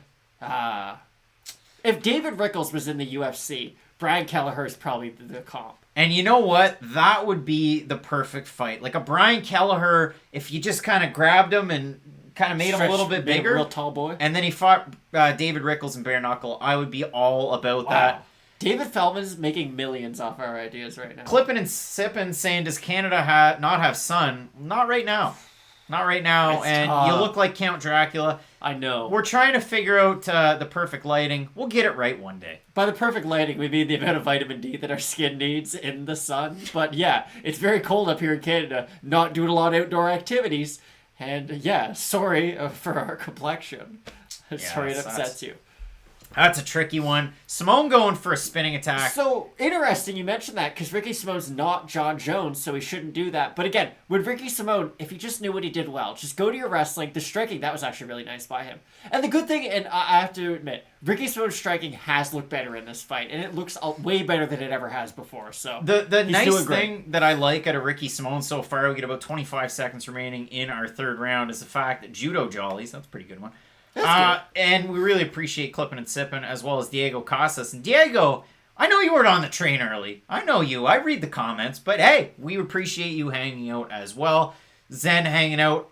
Yeah, I mean, with Ricky Simone, the nice thing, he's kind of feigning some of his movements, and he's at least moving his head off the center line. Now, yes, did he get hit by 2 front kicks? Maybe. Did he get caught in the cup at the end of that round? Yeah, he did. But overall, Ricky Simone so far, if you're scoring those 2 rounds, 2-0 for Simone? That second was closer. It was, but he definitely had all the control. He had more of the damage. Kelleher had a better round, but we're judging it against the first round, which he basically got dominated in. So I think it was a better round for Kelleher. I don't think he showed me enough in that round, though, to say that, he's going to go there and finish him in the third by any means. All right, match. Strikes by position. Everything so far favoring Ricky Simone. And we talk about that often. You know, you look at the PFL, and they just throw out way too many stats. They throw out strike speed. They throw out control time. I like to an extent, but it doesn't really mean a whole lot. PFL goes for, Craig. They throw out a lot of weird things, as Zen Khan saying, who do you think is winning right now? We have it 2-0 for, Ricky, you're so fine, you blow my mind. Hey, Ricky Simone, as we get set for our third round. Jay saying Simone by decision, looking good. He was a minus 250 entering this fight. Brian Kelleher's kind of really shown us all that Brian Kelleher is good at. He's thrown some left hooks on the back foot, which was a bit of a surprise to me. He's gone for a few guillotines, his submission of choice. And overall, it's been a pretty good fight. Like, it's been an enjoyable one as we start our third round. Brian Kelleher, the type of guy to get into an argument really fast, but also just apologize really quick, too. That's what I'm getting from Brian Kelleher. He needs more in his striking, though. And it is weird, because Ricky Simone is either just in wrestling or just in striking most. If Brian Kelleher can just recognize these striking and just some of the setups of Simone, you'd think he'd be able to have a little bit more success on the feet, but he has not been able to get anything of substance off. We have seen the front kick. We've seen a few isolated strikes, but we haven't seen him land in combination at all. So right now, Ricky Simone's not in that much danger, even though Brian Kelleher is the one moving forward. Especially Simone, if you can't move backwards, at a certain point, you're going to have to move forwards, and that'll just force a takedown attempt out of yourself. And for Brian Kelleher, he's one of those guys, like, to kind of go along with the comment the Clipping and Sipping kind of put out there. Listen, 33 guys have tried and 11 have succeeded, and I love those lead elbows from Ricky Simone from the school of Paul Felder there a little bit. But, he is a dangerous fighter, and he's one of those guys, fence grab again, Keith take a point. He's one of those guys that, win or lose, even against a guy like Brian Kelleher, or like a Ricky Simone, Kelleher is not going anywhere. Like, he is a very entertaining fight. He's a good interview. You see him all over the internet. He markets not just himself well, but he markets UFC well. Now, that could all change tomorrow. I mean, we've seen former MMA stars really just kind of fall off the map recently with their internet comments. But for a guy like Brian Kelleher, he's always putting on exciting fights. He's fought a GOAT at one point, so that's pretty cool. That's true, but Dana White, we all know, does not have a lot of friends. And if you dislike Reebok, you won't be his friend anymore. Hopefully Brian Kelleher will continue to be in the UFC. He's always a fun fight at 135. There's something you can always get out of him. He's kind of like, and now, take their out of the cage experiences out of the equation. He's the bantamweight Mike Perry. He's just going to be in a fun fight no matter what. He's going to give your best guys a tough fight. He's going to give your worst guys an easier fight than you'd expect. He's just always going to kind of fight to the level of his competition and give you a good show no matter what. So hopefully, Brian Kelleher, we're going to see more from him in the future. But it's a good win for Ricky Simone, and at least we have seen a certain evolution in his game. Simone again dropping levels. Kelleher going for that guillotine, and Simone out of it just pummeling away. And for Brian Kelleher trying to lead away that right knee of Ricky Simone, grabbing a hand, whatever he can at this point. But we're closing in on halfway through our third round. Garrett's saying he's boring. I like his fights. I do too. Like, I'm there for a Kelleher fight. And that's the thing. Like, did I say they were? No. His fights are exciting. I'm here for a Kelleher fight. Ricky Simone, on the other hand, listen, they're hit or miss sometimes. But Brian Kelleher, he's always going to put on a fun show no matter what. And that's what you're going to like him for. Kelleher really trying to wrench away at that arm. Is he going to go Kimura? Is he going to be able to get a Kimura? Closing in on about 2 minutes remaining in our third round. I mean, this is a guy, you just never count him out. The cat came back the very next day. Brian Kelleher came back. You thought he was a goner. But Anthony Hernandez, he just couldn't stay away. I mean, we've had a lot of fights like this tonight. Julian Marquez is the prime example. Craig turns into Dr. Seuss mid-live stream. I don't think he's going to win. I think this might be the worst position for Now you got Simone going for his own submission. Just a lot happening. Ricky Simone really dominated all the grappling exchanges in this fight. That was surprising. Now, I expect him to be the better grappler, be the better wrestler, but I thought Brian Kelleher would be able to defend some takedowns, but the amount of ease that Simone's been able to achieve in going for the takedown is really surprising, and I like the striking of Simone. Again, I talk more crap about his striking than pretty much anyone out there, but he's shown very nice improvements, especially in this fight, against a dangerous guy in Brian Kelleher. This isn't like the Gaetano Perello fight, where it was, okay, Craig might have seen some people on the Underground Whisper Network say that Gaetano had a great chance, but let's be honest, it's a pretty one-sided fight. This one, I really thought Kelleher had a good chance to win, although the odds were sort of one-sided towards Simone, but Simone proved he should have been that big of a favorite. Zen's got Kelvin by knockout as Ricky Simone does the old knee to the butt. And listen, you never like a knee to the butt. I don't think anybody does. I mean, maybe there's some weird videos out there on the internet, but I doubt Brian Kelleher likes it, especially after he got that nasty elbow from Ricky Simone, who was in top position early on in the first round, and it was almost all downhill from there. Now, he did show flashes of brilliance in the second round. Ricky Simone's done a great job of head pressure in these exchanges, especially up against the cage, keeping it high. Kelleher was going for another guillotine right there, but Ricky Simone keeping his neck up nice and high, landing some good shots here. Unless something crazy happens at the end as we have a spinning back fist from Ricky Simone. Maybe not the smartest thing to do in a fight that you probably have locked and sewn up. That head movement of Ricky Simone, holy smokes. Let me tell you, A+ saying, dude is tipsy. I've been drinking regular SodaStream Pop tonight, so that's not true, and I probably wouldn't be able to speak this fast had I been tipsy. But Ricky Simone doing a great job. 5 seconds remaining here. Brian Kelleher needs a Hail Mary as he backs away. So, Matt, yeah, I mean, if easy 30-27 to my books. Easy 30-27 for the guy, Ricky Simone. And if we throw it on over, Matt, to the stats, I mean, that pretty much tells the tale. Ricky Simone almost double in terms of the total shots. You look at it in terms of submission attempts, passes, and whatnot. I mean, to me, it was the takedowns that really told the story. And the conversation ahead of this fight was the fact that Ricky Simone averages 7.07 takedowns. That's a problem for a lot of fighters in, not just this division. And is Cody Stamann really the kryptonite to all of this? Well, we saw it happen in his fight with Brian Kelleher. Well, of course he was. But there are a lot of guys that Ricky Simone could definitely pose issues to with this game plan that we saw tonight. There are, but then you start to mention some of the people who are going to give him issues. And again, you mentioned Cody Stamann. I'll just mention the perfected version of Cody Stamann. Jimmy Rivera, eventually, Ricky Simone's going to piss off the UFC enough for them to go, okay, you get to fight Jimmy Rivera now. And he's going to defend all your takedowns. He's going to beat you up on the feet, and he's never going to get tired. And that's a big issue for a guy like Ricky Simone. Now, his striking has gotten better, and let's say in 2, 3, maybe 4 more fight camps, his striking might get to a certain point where he is like a Gilbert Burns, where it's like, wow, you really got to worry for the striking, but also the wrestling. I just don't really know where I have him. Because right now in my mind, maybe Frankie Edgar is an okay fight. You've got a guy who, he wrestles quite a bit himself. He will strike. But he does sort of the same thing you do. So I don't really know where I'd put him personally. Yeah, and I mean, hey, Crawford, 3-5-2-7, and Zen Khan. Brian doesn't suck. I mean, he just won his last fight by first round finish against a well-known guy from the LFA scene in Ray Rodriguez. He has big wins in the UFC. I mean, the Hunter Azure win, Ode Osborne finished him, and that's just going back to 2020. So he definitely doesn't suck. He's, 3-2 in his last 5. He'll be back to fight another day. We'll see him for sure again in the UFC. Yeah, I don't think he's going to get caught. Listen, Brian Kelleher, he's not going to be a top 15 guy, but he's going to give anyone in that top 15 a really hard fight. And that's something that, he's just always going to be that guy. And if you're trying to matchmake for a guy like Ricky Simone, I mean, we talk, this division, and you say, if we go top down, Jan, Sterling, Sandhagen, Font, well, he's already lost to Font, who's ranked 3rd, by the way, Garbrandt, Aldo, Moraes, even that's a bad matchup for him, though, is the problem, because Moraes doesn't have a chin. Ricky Simone doesn't really strike, and I doubt Ricky Simone has the power to put him down. So then you're just dealing with, I'm in here with another crazy elite kickboxer, and I've only got my wrestling to rely on. So honestly, he's kind of in a bad division for his skill set. And if I'm looking at this, I mean, maybe a Sun Tzu, maybe the loser of Cruz and Kenny, but I suspect if Cruz loses to Kenny, that's probably it. Marab, well, that fight's probably not going to happen. Stamann, Song Yadong's the only fight to have. And again, if you want to kind of try and throw him into the rankings, it's really difficult to do that as well. I mean, you look at the guys that are up there. Song Yadong, really good fighter. Even at 15, Casey Kenny, on his best day, that's probably a good fight. Like, I'd be down for that one. But, he's got Dominic Cruz ahead of him. Nathaniel Wood. I guess he's coming off a loss, but that would be good. Yeah, and for Casey Kenny, he doesn't quite have Megan Anderson out of his rear view. He still has to face that in the next pay-per-view. So it's going to be interesting to see how that one goes. And maybe, mince your words a little bit when you're on a podcast with Tim Walsh and Sugar Sean O'Malley. Craig, with some...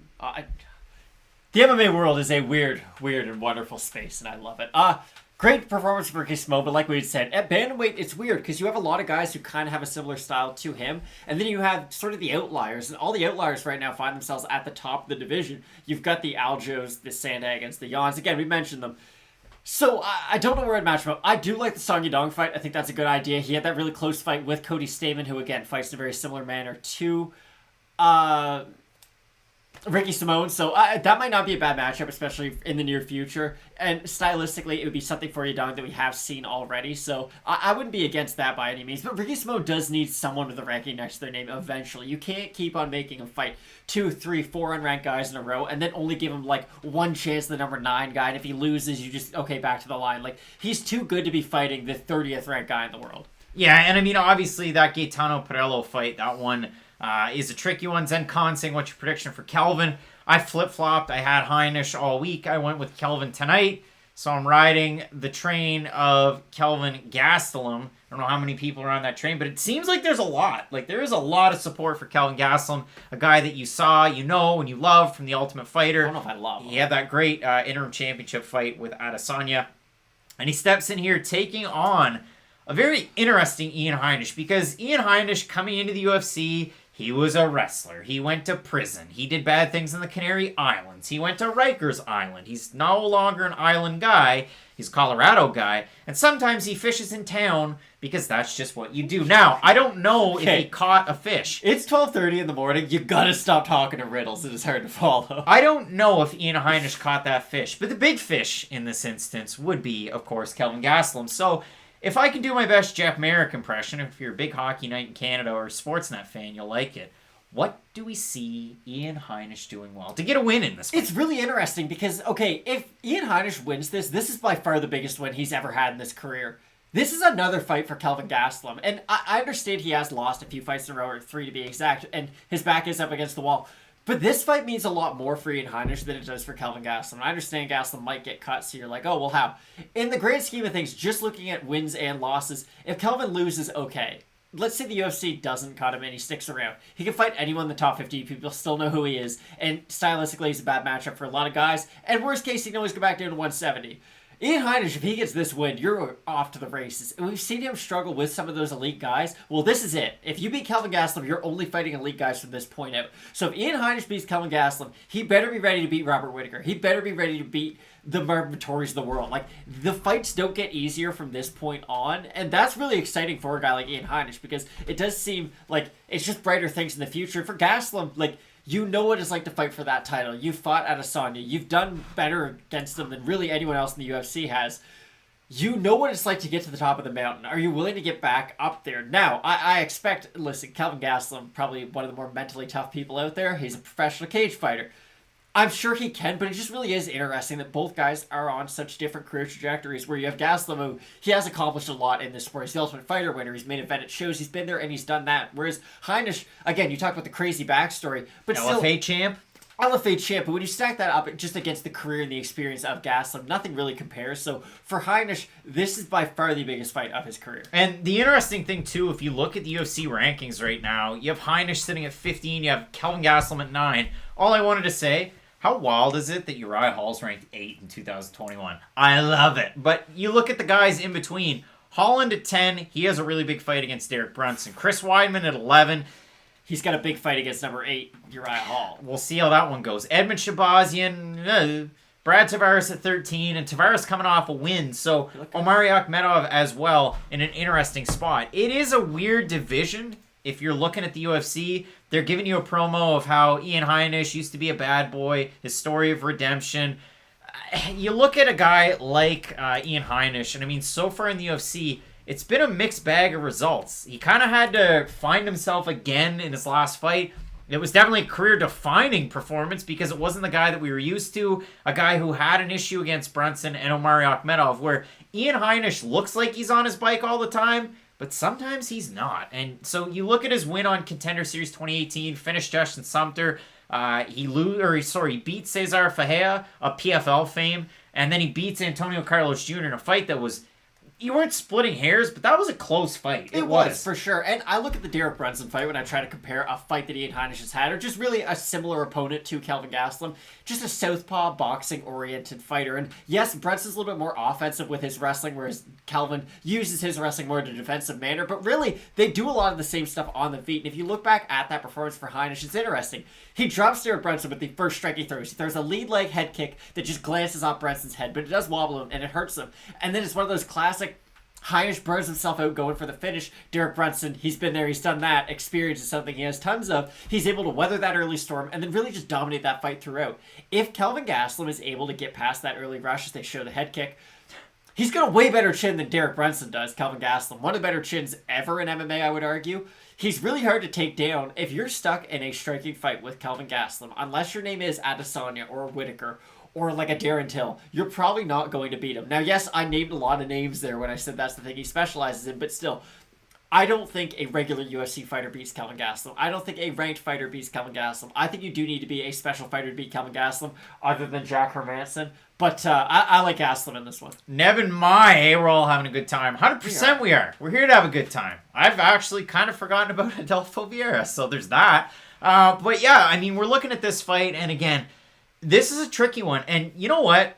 when we have fights like this and Matt and I are confident in our picks or, we're not throwing money on there, listen, throw a bone to the UFC. The matchmaking has been really good, and we've had some very interesting fights so far tonight. Oh, yeah, for sure. Ketlin Vieira. No, sorry. Polyana Viana, Mallory Martin, one of the better fights in there. No, I joke. Of course, this really is a fun fight. And again, the term crossroads gets thrown out a lot, but this really is one for Ian Heinisch. And it's interesting because when we say crossroads, we normally talk about a fighter who is just on their ascent. We've seen Ian Heinisch have some losses, have some setbacks, and now he's kind of retooled, if you will, trying to make that march towards the finals. It'll be interesting because Kelvin Gastelum, he just offers so many, I guess, deterrents for what Ian Heinisch does well. Ian Heinisch is a great wrestler. Kelvin Gastelum, pretty solid takedown defense. Ian Heinisch, good leg kicks, good boxing himself. Doesn't really come close to what Kelvin Gastelum has, so it will be interesting. And they showed Ian Heinisch, who's representing... Does that look like Russia? Or is it Australia? I'm not really sure, to be completely honest.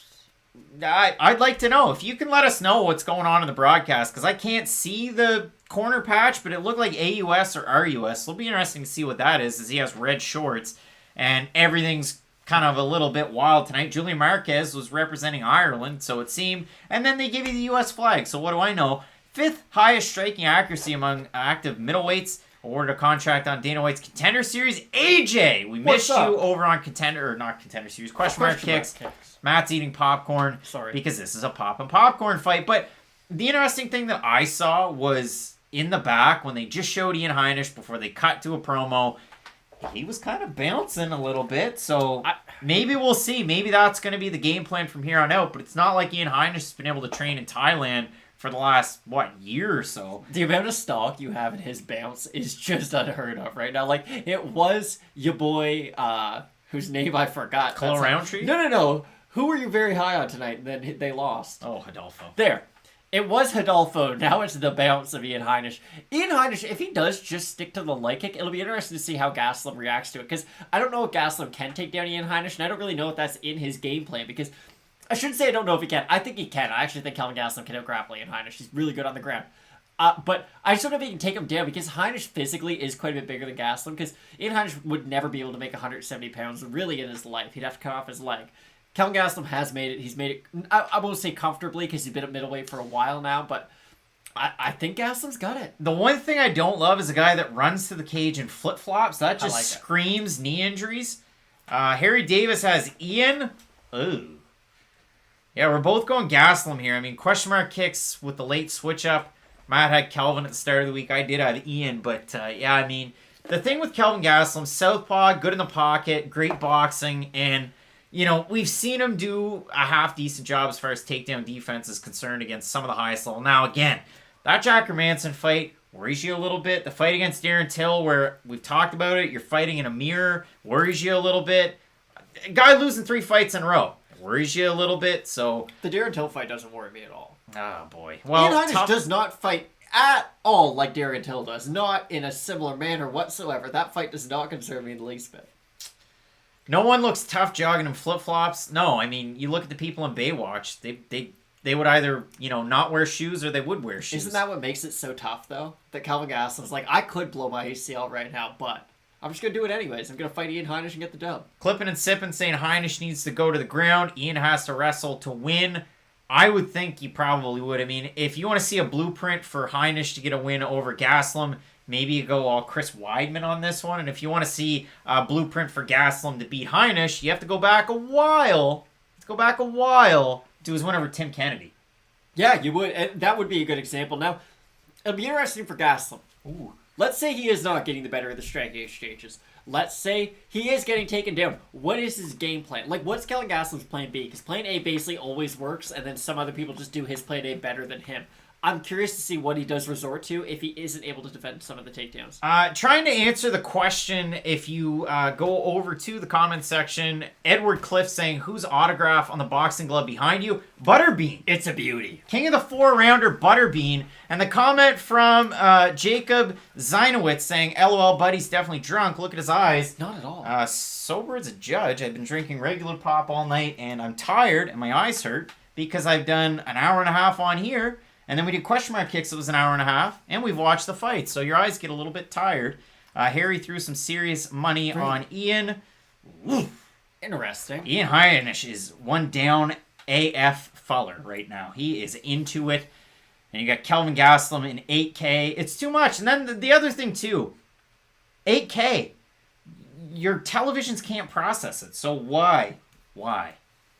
I got nothing for you, Craig. I'm sorry. I think the odds on this fight are interesting. Because, again, I like Kelvin in this fight. I think he should win. It's weird that the odds are exactly where they should be for a guy who's coming off 3 losses. Because normally they would really favor Ian Heinisch this way, and they would probably open this line at about even. But the fact that Gastelum did jump out such a big favorite is interesting. It just means that people still believe in Kelvin Gastelum, and they still believe in Kelvin Gastelum at middleweight. So this is really the fight for Gastelum. Like, if you lose this, unless he just gets completely out-wrestled and can somehow bring up a fairly compelling point for if he moves down to welterweight, he can make some kind of a run. But Kelvin Gastelum needs this win, because I do not need to see him in that light heavyweight tournament as, like, some sort of an alternate. Matt, we're going to get ready for the first round. Gastelum taking on Heinisch. Really appreciate Matt over there in the super chat. I like it. We use it a decent amount, the old soda stream. Nice leg kick there from Heinisch early. He is bouncing.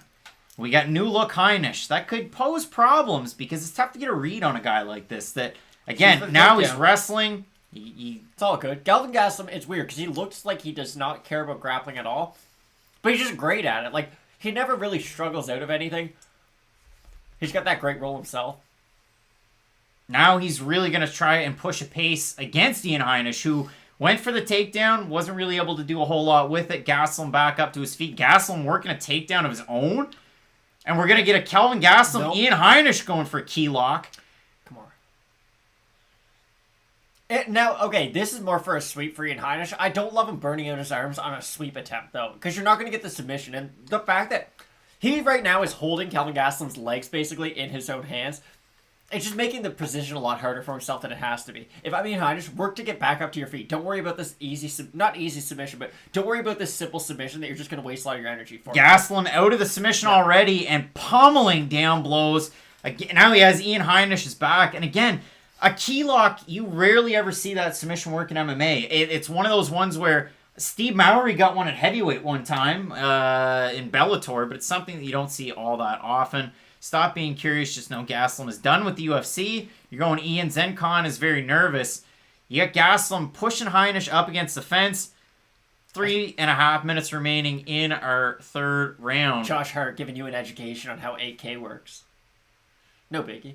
How does it work, Josh Hart? It's actually not an 8K camera. Well, okay. I guess I listened to Daniel Cormier say it a couple times. I pulled a Joe Rogan. You have another attempt at a submission from Heinisch. Kelvin Gastelum in a sticky situation, but he is on top in great position as long as he doesn't tap. He's not going to. I'm telling you right now. You can't get the submission from where Ian Heinisch is right now. And the fact that Gastelum has his legs kind of grapevine through Ian Heinisch is preventing Heinisch from trying to buck him off. Because that's the only thing that you have right now. If you ever try to... Gastelum in full mount with half the round remaining. Remember when I said Gastelum's probably the better grappler and Craig gave me a really weird face? Because that's something that happened right before this. Oh, he's in a great position with about half the round remaining. As we said, Clippin and Siffin's going to throw... I'm holding you to it. 200 into the super chat. That's fine. Either that or you get some merch. If you get some merch, you at least get some stuff. And Branch Above, you can buy us a beer anytime. Honestly, I've been looking at screens forever, young man, so I feel you. But Gastelum is done in the UFC. Ian Heinisch really doing a good job to get out of that poor position. He did, but again, I think Ian Heinisch himself is somewhat surprised about the grappling success that Kelvin Gastelum had. Because for Heinisch, okay, it might not be going your way on the feet, but you can at least take the fight to the mat. It probably never occurred to him, Kelvin Gastelum might be the one shooting for takedowns himself. So, honestly, a great start for Gastelum, just giving Heinisch a lot to think about. Because with Heinisch, yes, he has a ranking next to his name, but he's, 5 fights into his UFC career? He's still somewhat inexperienced, especially compared to a guy like Kelvin Gastelum. Been on The Ultimate Fighter, been in the UFC, in main events. Experience doesn't always show itself in a fight, but I think this is a good fight for when experience is really going to come into play. Gastelum pushing Heinisch up against the fence. We're at about the 138 mark remaining in our first round. Phoenix saying Ian needs to throw the Kimura from half guard. If he goes from there, he might tap. Yeah, from mount, it just makes no sense. He continues to go for that exact same submission attempt. We've seen it multiple times so far. Tried to go for an upper body throw there on Kelvin, unable to do it. He's got him in a bit of a tie clinch. Kelvin going for his own takedown attempt, and he almost secures it. Heinisch back up to his feet, and that's the thing. Heinisch is a good wrestler in his own respect. He is, but here's the problem if you're Ian Heinisch right now. you're the wrestler and you don't have the great cardio. Kelvin Gastelum never gets tired. He can fight 5 rounds without issue at all. So the fact that Gastelum is able to wrestle him, especially this early on in the fight, is quite surprising to me. JSG, we love you. Josh Hart, it's a lie. I learned something today. So thank you, Josh Hart. Great previews and recaps over at FightNightPicks.com. Great 3-and-D guy coming off the bench. Kelvin Gastelum really doing an interesting job here so far, wall walking with Ian Heinisch. Looking to break, unable to land. Thick in the middle is a way that you could describe Kelvin Gastelum at 185. The best thing that we saw out of this entire week was it was the first or second episode of Embedded, and I know we have a fight going on, but let's get the story out, where they show Kelvin Gastelum's strength, performance, conditioning, everything, coach, and there's that great big long narrative, ampersand, girlfriend. So good for Kelvin. Getting out there. Got that inside track on his health and fitness. Ooh, nice right hand there from Ian Heinisch as we get into the dying seconds of the round. It is a great right hand. The only problem is Heinisch isn't really dedicating himself to any of the strikes. Like, he's throwing it, but he's not putting everything behind it because he is worried about the takedown attempt from Gastelum at this point, which, again, in the middle of the cage, I don't expect Gastelum to go for a lot of takedowns because he has been only shooting for them up against the cage so far, but so far, Gastelum looks phenomenal. I really like the wrestling from him so far. I like some of the ground control. For Heinisch, the leg kicks have worked. I think that's probably the biggest area of success for him in that first round. But Gastelum 10-9, I would say, without a doubt. That was a close round. I mean, yeah, again, I would give it 10-9 to Gastelum, but Heinisch off the hop looked great. He did. I just think the amount of control and the amount of takedowns for Gastelum probably secured him that round. Kelvin Gastelum doing a little bit of breathing. Getting ready to get up off his stool. Yes, one will do at a sporting event. El Vitico, how's it going over there in the chat as we get ready for our second round? Rafael Cordero, the man who brought Mike Tyson back. And you know what? That was a good card. I enjoyed that. That was fun. But I'm not looking forward to the next Triller card. I can tell you that much. Ben Askren, though. Now we get ready for a second round. Try and sync up with our timer. Here we go. Our second round at middleweight between Gastelum and Heinisch. Heinisch keeps on going for that like false start overhand, kind of like Jorge Masvidal did to Darren Till, sorry to cut you off, but it's just not working. Like, he's landing it, but again, there's nothing behind the strike at all. It looks like it's a big overhand, but it really isn't because he's not putting... Now, that one he finally did, but you can really tell the difference between when he's sitting on his shots and when he's just kind of throwing it out there. And you can see the tweets on the screen. I mean, a lot of people kind of thinking that it was a very close round. Gastelum probably get the edge of a 10-9. The other thing you have to realize, for everyone that goes 10-9 and they put it on the screen for a certain fighter, there's going to be a lot of other people on the internet that don't have them. So we'll have to see and take that into account. Gastelum starting to strike here, starting to open things up. A little interesting that, again, from Heinisch, we haven't really seen that lead leg kick. And that was something that worked for him, well, incredibly well in the one round that we did get to see it against Gerald Meerschaert from this new look Heinisch. But the other thing that we're not seeing from Heinisch, he's bouncy and he's light on his feet.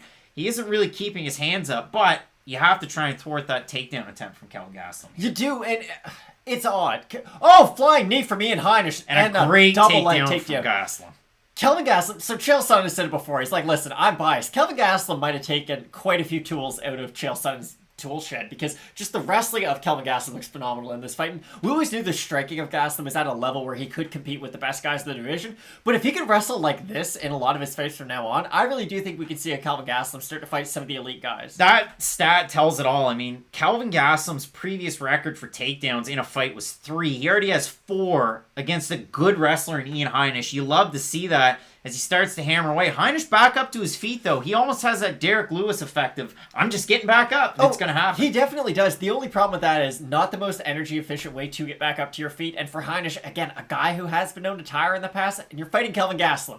Kelvin Gastelum's gone 25 minutes without issue while throwing an insane amount of volume. He's not going to get tired in a 15-minute fight, goodness, no matter what style of fighting he has. Like, a lot of times they'll say, well, if you're not a wrestler and you're wrestling a lot more in that fight, you're going to get tired at a faster pace. Kelvin Gastelum, his background is wrestling. He's just so good at boxing. So I really doubt we're going to see Gastelum fatigue this way. Just a smart fight from Kelvin Gastelum coming off 3 losses, although Heinisch, I will say, is extremely dangerous. Nice elbow there on the break from Gastelum, but again, the wall walking, the transitions that we're seeing on the feet. Heinisch able to get himself out of any danger. Throws a nice kick to the body and a really nice kick to that lead leg as Gastelum exchanges the favor. And now Gastelum goes in for some more clinch work here. About 2 minutes and 18 seconds remaining in our second round. And I mean, so far, Gaslam, listen, this has been a total different Kelvin that we've been used to from his last couple of fights. I mean, did he not really want to exchange with Till? Well, like you said, it's hard to look good in front of Darren Till. Robert Whittaker had a hard time with Darren Till. Okay. Had a hard time looking good. Darren Till himself said he didn't want to fight Kelvin Gastelum that night. Like, that was an awful fight where no one did anything. If you hold that loss against Kelvin Gastelum, just don't. It's not the best performance to look at when you're trying to be like, oh, Kelvin Gastelum's not elite anymore. Ian Heinisch with the wrestling again. Gaslam tries to initiate in the center of the octagon. Heinisch quickly walks over to the cage, and it's been a good position for him to really try and break. But on the breaks, it has been Gaslam hitting Heinisch with that shot, and then they get back to the center of the octagon, and it's been rinse and repeat. And with Kelvin Gaslam and his wrestling, I mean, kudos to the wrestling coaches over at King's MMA. They've done a fantastic job getting him ready for this fight. It's Kelvin Gastelum's always had this. It's just not something we ever really see. He is just happy to be a boxer. If Kelvin Gastelum does have this level of wrestling, though, against future, let's say top 10 kind of guys, listen, I'm not going to say Kelvin Gastelum beats Paulo Costa or anything, but if you have Kelvin Gastelum's really nice boxing with the added element of wrestling, I'm not going to tell you he loses that fight every single time. So I just like when you do see a fighter, listen, you know what you're going to get with Kelvin Gastelum, and he finally does show you something new. Both guys really exchanging here in the center. And it seems like every time Gaslam goes to kind of extend on one of those kicks, he's whiffed on 9 out of 10 of them. It just hasn't really been there for him to land some of those kicks up high. But we have seen success in leg kick. Now it's Heinisch starting to kind of gain in some of these exchanges. Definitely not out of this fight as we are in the second round. I see the questions over there in the comments section. Gaslam was being pushed early in his career as a wrestler. And then he kind of got away from it a little bit. And obviously, whether or not you'd want to say it got exposed in his last one against Jack Hermanson, that was just a tricky submission that he went for. He's the Joker for a reason. Gaslam going for another pressure takedown, unable to get it as Heinisch just scurries on over for that fence. So we close into the end of our second round. So Matt, we get to the end of the second, and it seems like Kelvin Gaslam's run away with this fight, but Heinisch is definitely still in it. He is, but here's the thing. So Gaslam, I think it's safe to say he's probably up 2 rounds to none, and he's the much fresher fighter going into the third round, whereas Heinisch did look to be a little bit labored as that fight progressed. So I like Gaslam a lot. I doubt he gets to finish just because of the way this fight has been going. I expect a lot more wrestling from Gaslam, but it's been a good performance from him so far. Striking numbers even so far unofficially through 2 over on the UFC's website. So again, we'll have to see. Let us know in the comments section, how you're scoring this fight. So far, 20-18 for Kelvin Gaslam. Real throwback performance for the guy representing King's MMA. And Kings, I mean, wow. What a real calendar year for that gym. They just continue to make gains, leaps and bounds. I mean, Marvin Vettori, Giga Chikadze, Kelvin Gaslam, to an extent, Sean Strickland. Like, it just keeps getting better. Yeah, I mean, Iron Mike I guess he had a draw with Roy Jones Jr. Like, I never thought Vinny Paz wasn't paying attention when he was judging that one. You were heated. All right, Matt, let's get ready for our third and final round. Really appreciate everybody tuning into the stream. We're over 300 now.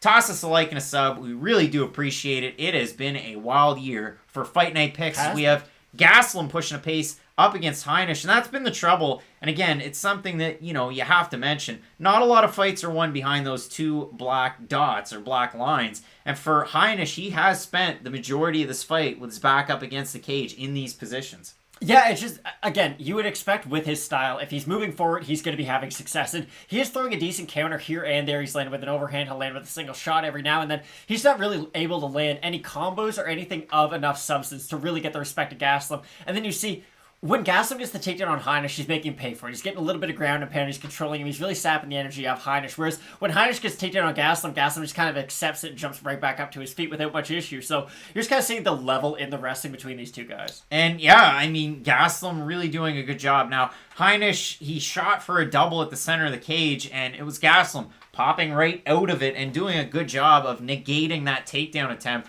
Again, Gaslam going for the takedown on Heinisch, but Heinisch's best position defensively has been up against the cage. He's done a good job of thwarting those takedown attempts. Gaslam looking for a bit of a knee here. Any type of offense he can really kind of string together. Now we're center of the cage. Couple of hooks on the break. And we're about 3:30 remaining in our second round. Ian Heinisch needs a finish, though, in these last 3 minutes and 30 seconds. That's the only way he's winning this fight. Again, they were close rounds, round 1 and 2, but they weren't they weren't close enough to warrant giving them to Ian Heinisch. Like, you can have a close round without saying Ian Heinisch won. I still think Gaslin won both those rounds. So unless Heinisch can put him down with, like, a big shot, Gaslin probably going to win a decision. The way it's looking, at least. That first round, you definitely have to think that it was close. The second, a little bit more from Gaslin. Heinisch doing a decent job of trying to counter here, but he's just always reacting to what Gaslin's doing first. You always have the leader in the dance and then the person who's reacting to what the leader's doing. And for Heinisch, he's never initiating any of this offense. He's never initiating the takedowns. And, well, here, when he does initiate the takedown, the last thing he sees is Gaslin immediately getting back up to his feet, whereas when Gaslin's the one going for the takedowns, he's picking him up, slamming him, and really making him pay for it. And it was a lot of single shots on the feet from Heinisch and a lot of power shots. I mean, he was going for the overhand right. He's going for the jump knee. And as Gaslin has Heinisch down, and we get a classic Granby roll out of Ian Heinisch, who ends up on the back of Kelvin Gaslin. Very interesting development with 2:20 remaining. Got both hooks in. Ian Heinisch gets the back. We could have another throwback finish like we had from Julian Marquez. Kelvin Gaslin's like, I could probably give this fight away, couldn't I, guys? Oh boy, this is a bad position. If you're Kelvin Gaslin, you got 2 minutes. You gotta stay calm. He does have both hooks in, but again, Gaslin, you just gotta make sure you stay 2-on-1. Gift of nothing. I hope you're a little bit behind. I know there's about a 20-second lag from the computer in front of me and the other computer in front of me, but the stream over there on YouTube. Yeah, wait, what's happening? Yeah, an interesting development for sure as Heinisch has the back. He's trying to get... Gaslin's going to look to spin. Yeah, for Gaslin, you want to give up the mount because you've been able to get out of this position before. When he has your back, yeah, that was perfectly defended by Gaslin because now you're in a way better position. He doesn't have your back, and he doesn't have the control that he just did. So, great job by Gaslin. Really good defense there. Didn't panic, and that's really the first thing that you can't do. You can't panic and just try to explode back up to your feet in a Derek Lewis manner because, look, Derek Lewis did it until he fought Daniel Cormier, and then Daniel Cormier is like, you're going to go for this stuff on me, and immediately choked him out. So, there is levels, and we're just really seeing that Kelvin Gaslin's on a different level when it comes to the wrestling. There is nothing that gets me more fired up than a Granby roll from Ian Heinisch because it is the most ridiculous thing you've ever seen in your life. If you like Rolling Thunder from Justin Gaethje, Ian Heinisch's Granby roll, go back and watch his fight against Shoeface. That's probably prime example, but the guy loves to go back to it. He knows what he likes. I like what I like. Remember that song, Matt, from Ray Shremmerd? Not a lot of people do. What's Slim Jimmy up to these days? 43 seconds remaining. Again, we're getting into these scramble exchanges. Gaslin really trying to end this one on a high note. Nah, y'all are too nice to him. Kelvin sucks. Do you know how hard it is to knock out another ranked fighter in the UFC? Like, I'm pretty sure the stats came out, and it was like, okay, 50% of fights in the UFC end by decision. Another 40% end by knockout. The other 10 is submission. Only 40% of fights end by TKOs in all divisions. Do you know how hard it would be to do that to another one who is a top 15 guy in the world? Very hard to get TKO when both guys are ranked. That's all. Yeah, this will be an interesting one going to the scorecards, to be quite candid, because in the first, we had it 10-9 for Gaslin. In the second, we had it 10-9 for Gaslin, but the first round was close. I see what you're trying to do, Craig. The first round was not close enough. Gaslin ends on top. Well, it was close according to the other media members on the internet. Ian Heinisch taking the edge in terms of total strikes. So we'll have to see what happens. Joe end late to the show. What round? That was the end of the third round. We'll see what we get out of a decision in this one. Large Nasrat Hakparast is hanging out on the canvas. What else do we have? Everyone's parlay is lost so far. Yeah. Kelvin's I'm ready to live in here tonight. Kelvin Gaslin. It's pretty funny. Yeah, that much is true. Harry Davis saying Ian wins this one. Down bad this event. Listen, we all are. Well, I'm not because I didn't bet on it. So, true. Yeah, worked out pretty good. But, yeah, I mean, this was a close fight. Gaslin did a great job of wrestling so far in this one, though. He did. And, again, I thought Gaslin was going to win. Definitely not how I thought he was going to win. If he was going to win decision, I was kind of expecting him to sort of piece up Heinisch from the outside, use his jab and whatnot. Just, again, a very odd fight. One of those bizarro performances where we see more of a striking side of Heinisch and a more grappling side of Gaslin. But fairly decent fight overall. Not going to win fight of the night. Not going to get either guy cut by any means. But, yeah, pretty straightforward middleweight fight. All right, Matt, we're going to get our decision, our third fight here on the main card. Final score. Kelvin Gaslin, I got him 29-28. So do I. JS going 30-27. Let's see who gets the hand raised in this one. Oh boy. We had a good fight. Is it split? No. Max the GOAT, 29-28. Kelvin, you're thinking. If Kelvin loses this, I'm going to be upset. Is something wrong? Kelvin Gastelum won the fight. Well, Holy smokes. good Glad for I him. changed my pick over on question mark kicks. And totally forgot to update the results over on Instagram, so there's that. I mean, you do a live show, you're going to forget. But yeah, overall, great fight for Kelvin Gastelum. That was exactly the type of win that he needed. And nice to get a win over a ranked opponent and not just, they threw you somebody that was a prospect. He was still ranked number 9, but a huge win for Kelvin Gastelum. Yeah, he really needed that. Again, he had 3 losses in a row. He needed to get back on track. And for Gastelum, it's odd because he's been at the top of the division. He's been at the top of 2 divisions, really. He's main event. It shows.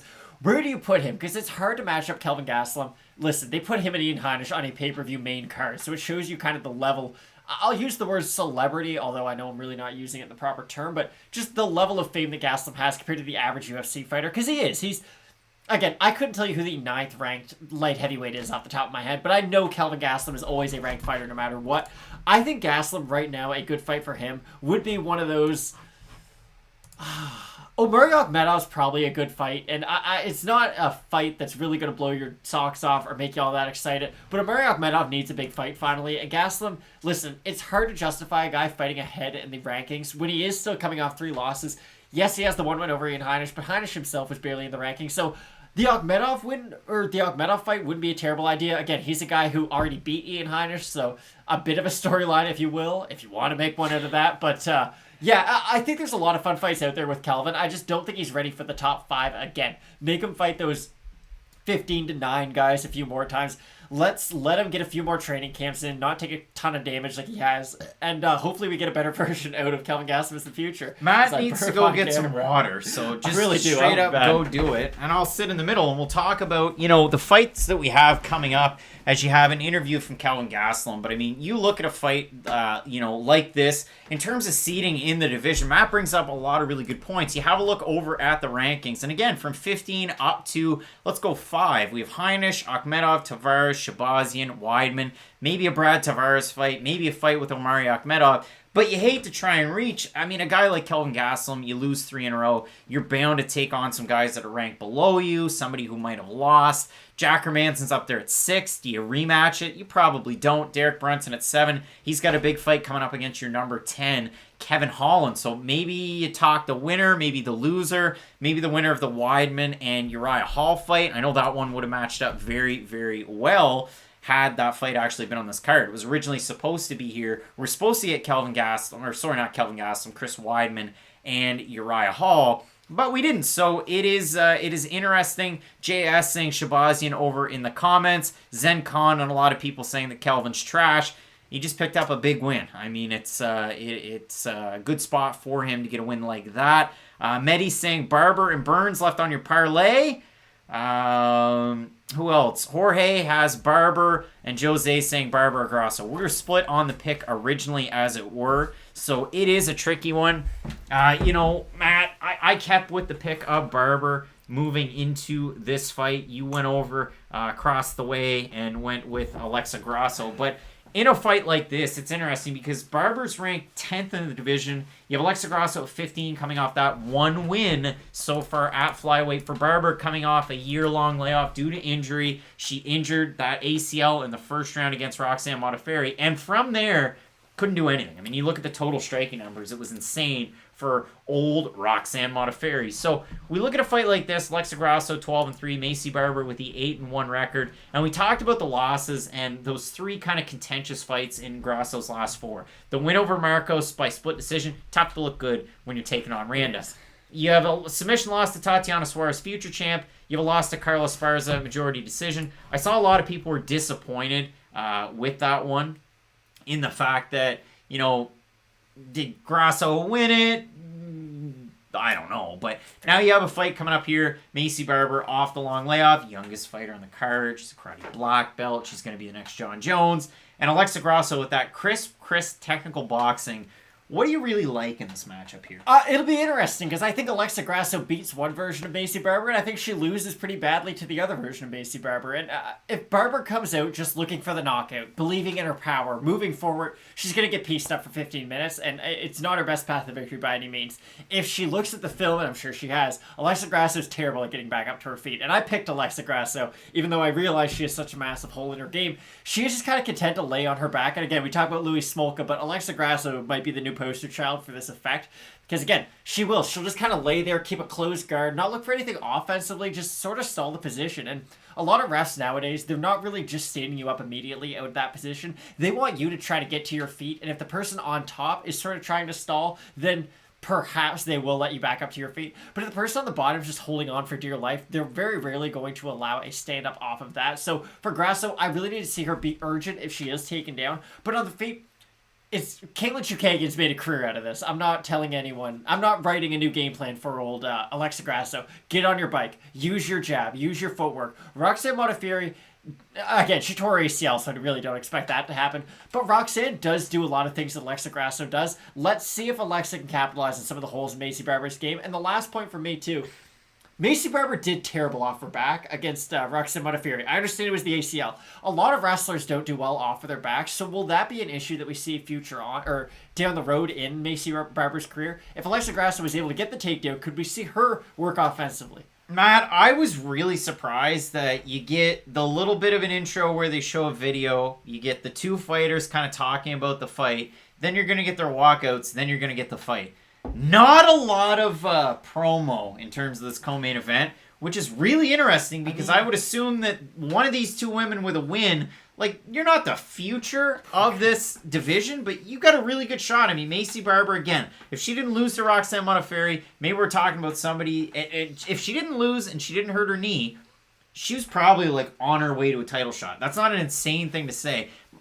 Hindsight's 2020, just like me picking Frankie Edgar. But with Maycee Barber, she was on her way there. She was on the way to break the John Jones record. And it wasn't like she was the only one talking about it. A lot of people were. So it'll be interesting to see how she rebounds. And for Alexa Grasso, that win over Ji-Yeon Kim, she looked great in that fight. She did, but it's against Ji-Yeon Kim, who, as a striking threat, there's not a lot of power coming back your way. And again, we talked about this with Barber. I don't think Barber has Jessica Andrade levels of power by any means, but it's in that it's closer to Andrade than it is to Grasso, if that makes any sense. Where she's going to come in, and if she is able to land, especially in volume, it's just going to accumulate and get worse and worse and worse for you. So for Grasso, the movement is key, because that not only defends the takedown attempts from Barber, it's also going to help you get out of the range of her boxing. So I do think as long as Grasso can stay on her bike, she should be able to win this fight. But that's such a big if that I really can't I can't make such a solid prediction. Like, I think Grasso's going to win, but Maycee Barber could go out there, shoot a double leg, get into a crucifix, and win by ground and pound. And UFC Countdown didn't even cover the co-main event. I didn't watch... It didn't? No, so yeah. So the UFC Countdown for any... I guess I'll explain it now. So normally they do like main event, co-main event, and then like maybe if the third fight on the card's great, they'll do like a 6-minute blurred with them. Yeah, it was 42 minutes of nothing but Kamaru Usman and Gilbert Burns.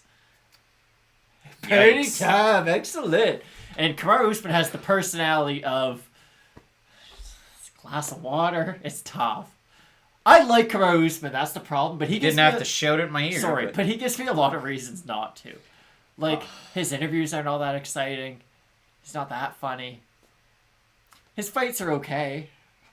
I like them, but they're good. You're getting ready for a fight, again, between two primary strikers. With Grasso, it's going to be the volume and the technique that are going to wow you. With Maycee Barber, closing the distance, all kinds of power in the hands. And I mean, to me, the big win for Maycee Barber might be a little bit of a surprise, but if you go back, she beat Jamie Colleen on Contender Series. She beats Hannah Cyphers, JJ Aldrich, and then Jillian Robertson en route to a fight with Roxanne Modafferi, the Jillian Robertson fight. I mean, it was awkward to watch Dean Thomas in the camera cam just really sit there and watch it for what it was worth.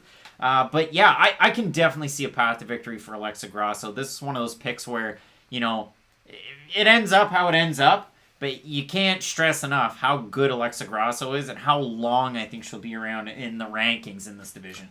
Yeah, I agree. I think this is the right weight class for her, too. And it's weird, because I did think that we were starting to see a little bit of success, or just improvement, if you will, of her at strawweight.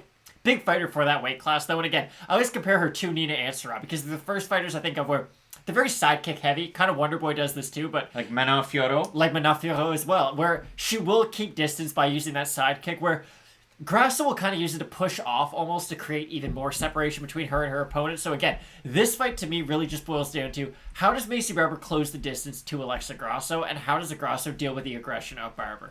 We have Maycee Barber's walkout here. I don't know what her walkout song is. It kind of looks like a video game with this camera. Goodness. It's really sketching me out. But if you look at this, again, part and parcel for what it's worth, it is a bit of a shame that they didn't promote this fight as much as... I mean, they promoted Gaslin and Heinisch more than they promoted this. And I understand it. I mean, it's kind of low risk, high reward putting Maycee Barber and Alexa Grasso in a co-main like this because, like a lot of people have said over in the comments, the fact that, Gift of Nothing saying firefight, or this could be a possible fight of the night. Gift of Nothing also saying that one. It could, and if it does, then boom. We'll probably feature one of these two fighters in a promo pack. And if one of them wins emphatically, maybe both of them make a promo pack. I can solve the UFC's issue for them. Make a better co-main event. It sucks because, listen, they were put in this position. Now, for media obligations, you do get more media opportunities if you are in the co-main event. So Maycee Barber and Alexa Grasso definitely talked to more reporters this week than they normally would. But they didn't really get that mainstream push, if you will, from the UFC. And it is unfortunate. But if you're the UFC, listen, this pay-per-view is as weak as their pay-per-views get. And it's been a good, the fights have been good so far. But again, just for name value, it hasn't really been there, which is unfortunate. It is. I wish we could see, hopefully, a better co-main event, but it is weird whenever they do that. You would think that they'd at least give, hey, this is their camp. Let's show them training a little bit. But, yeah, especially weird when after they put all that stock into Maycee Barber, too. You got it in the embeddeds, I guess. I guess, but... They like to go to Whole Foods. They don't like Uber Eats. They don't. Can't be getting that Uber Eats. Makes the weight cut a lot harder, probably. Maycee Barber, 5 years younger. Height, reach, and weight virtually close. Virtually close. So we have Bruce Buffer in the brightest of red of suits. He has a black bow tie. He has a nice pocket square. I'm here for it. And a lapel pin to boot. Now, Matt... Again, we talked about this fight over and over again until the cows have come home. And now they've come home to roost. Matt, Alexa Grasso, a minus 109 right now to Maycee Barber, who late money coming in, minus 113 on her line. Again, Grasso with the advantage of getting the big win in her last fight. May 2K brings up a really good point, saying if Randy Brown checked kicks and had better chin, you guys would be... Yeah, he would be a top 10 fighter. I mean, who would have thought he would have submitted our guy, Warley Alves? Here's the problem, though. If Randy Brown checked kicks and had a better chin, two pretty big ifs. Two of the bigger ifs out there. Yeah, it would definitely make him a lot better as a fighter. And those are his two only downfalls. I like Randy Brown a lot. He just... Again, we've seen him fight the upper echelon strikers now in the UFC, and we see what happens. I don't want to ever see him fight Vicente Luque again. I think we can all agree that if ifs and buts were candies and nuts, we'd all have a Merry Christmas. But we're focusing on Maycee Barber taking on one really tough out in Mexico's Alexa Grasso. Keith Peterson, the Poison Dwarf, is our referee for our co-main event of the evening. 10 versus 15. He smelled like booze and cigarettes. Barber at 10 and Grasso at 15. Make sure you sync up with us as we get ready for our co-main event of the evening. Maycee Barber coming out here in the southpaw stance. Grasso in the orthodox. And so far, Grasso really, really high guard. Got those hands up just about as high as they could be. Barber bouncing around on that reconstructed knee. Did she need surgery for that one, Matt? I think so, but I don't know. I gotta be honest. Normally, I'm all over ACL surgeries. If you need information about an ACL, I'm the guy to come to. I did not stay all that up to date on her rehab, so yeah, I'm not really sure, to be honest. I believe she did need surgery, though. Clipping and sipping, saying Grasso doesn't have any leg action or wrestling. She has initiated the kick so far, but that's all right. That's all right. Yeah. Maycee Barber looking to clinch up here, landed a heavy right hand. And that's interesting. If Grasso does go to the tie clinch or plum clinch every single time they do clinch up, she's going to be able to get a lot of good offense off on her own. And it was one thing I was worried about. If she does go for the tie clinch, you can get backed up to the cage. And immediately we did see she was able to get her back off the cage. And of course, Barber then reversed the position. But so far... And again, we're a minute into the fight. I can only tell you so much. But Grasso hasn't gotten completely overpowered in these clinch exchanges like I was a little bit afraid she might be.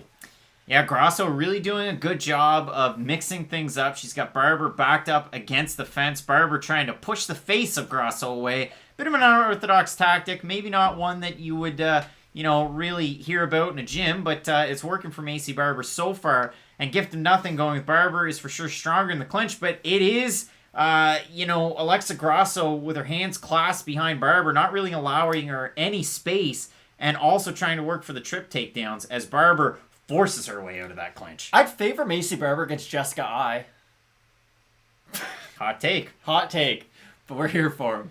Now we're both in the center of the octagon, and it's Barber going for a lead leg head kick that didn't land. Nice stick and move there. You have Alexa Grasso with that pinpoint jab. Those leg kicks, though, really not committing to them. Oh, great strikes from Grasso. Now, here's the thing with Barber. She does kind of have to swing wild when she wants to hit with power. And you saw Grasso stayed on the edge, waited for Barber to kind of focus when she threw, and then she did it with 2 quick shots. Now, were they the hardest shots in the world? Not at all. But just the way that Barber wasn't looking at them when they connected, you could tell it kind of dazed her a second. And then you see that really lengthy takedown attempt from Barber. Panic wrestling is the worst thing you can do in MMA. It just gets you into so much trouble. So if you're Maycee Barber trying to shoot from the middle of the cage, that's not your way to get this fight to the ground. Maycee Barber really pushing the pace. About 2.5 minutes remaining in our first round. Grasso doing the smart thing, pointing with those little fists in nice and tight. Are we going to get a break in the action here? Probably not. They've kept a great pace so far, but again, I'm really surprised that Barber hasn't overpowered Grasso like I expected her to. I picked Alexa Grasso and immediately regretted it, but so far so good, honestly. I have not, I think I made the right choice so far. Yeah, Alexa Grasso really having good opportunities here in this clinch exchange here so far. And, it's one of those things. Alexa Grasso, great boxer. Maycee Barber, slightly more well-rounded, a little bit more power, but we just continue to fight for position. Referee Keith Peterson watches on. He's not around for nonsense. Listen, this is good work so far. Barber's trying to get the takedown so far.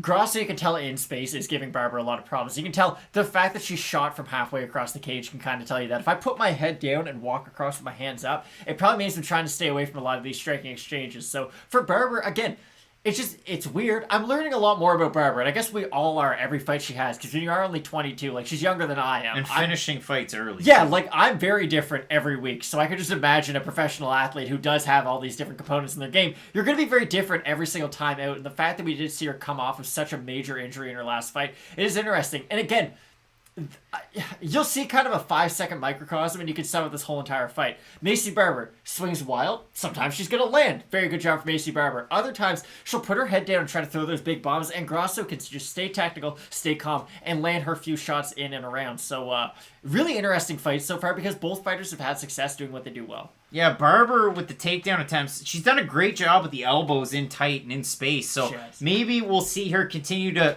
fake the takedown really quick. But that's the thing. Grasso keeps on clipping her every single time because Barber's looping wide with her shots constantly. Both of these women hitting with authority there up against the cage, and another clinch situation. And for Alexa Grasso, she's been doing a good job in these clinch situations for sure. Again, on the break, hasn't really been landing a ton of shots. It's been more Barber landing on the break. But we did see, again, some really great punches there thrown by Alexa Grasso. Again, you give credit where credit's due. Gift of nothing called it a possible fight of the night. It's been a good one so far. It has been so far. Really entertaining clinch work from both. I think Grasso won that first round. Close round, though. Really interesting. And again, even if Barber won that round, I think this is another case of you might have won that round. Again, I think Grasso won it, if I'm being honest. But anyways, Barber, the holes are there. If Alexa Grasso is as good of a striker as I think she is, and from what she has shown me, she's a very good striker. I don't like that reaction from Maycee Barber as someone tries to put something on her face. But anyways, if you can hit her in the first round, you're going to be able to hit her in the second round, you're going to be able to hit her in the third round. And Maycee Barber does not like to be hit. I know that's a weird thing to say. No one likes to be hit, of course, but there's different levels to not wanting to be hit.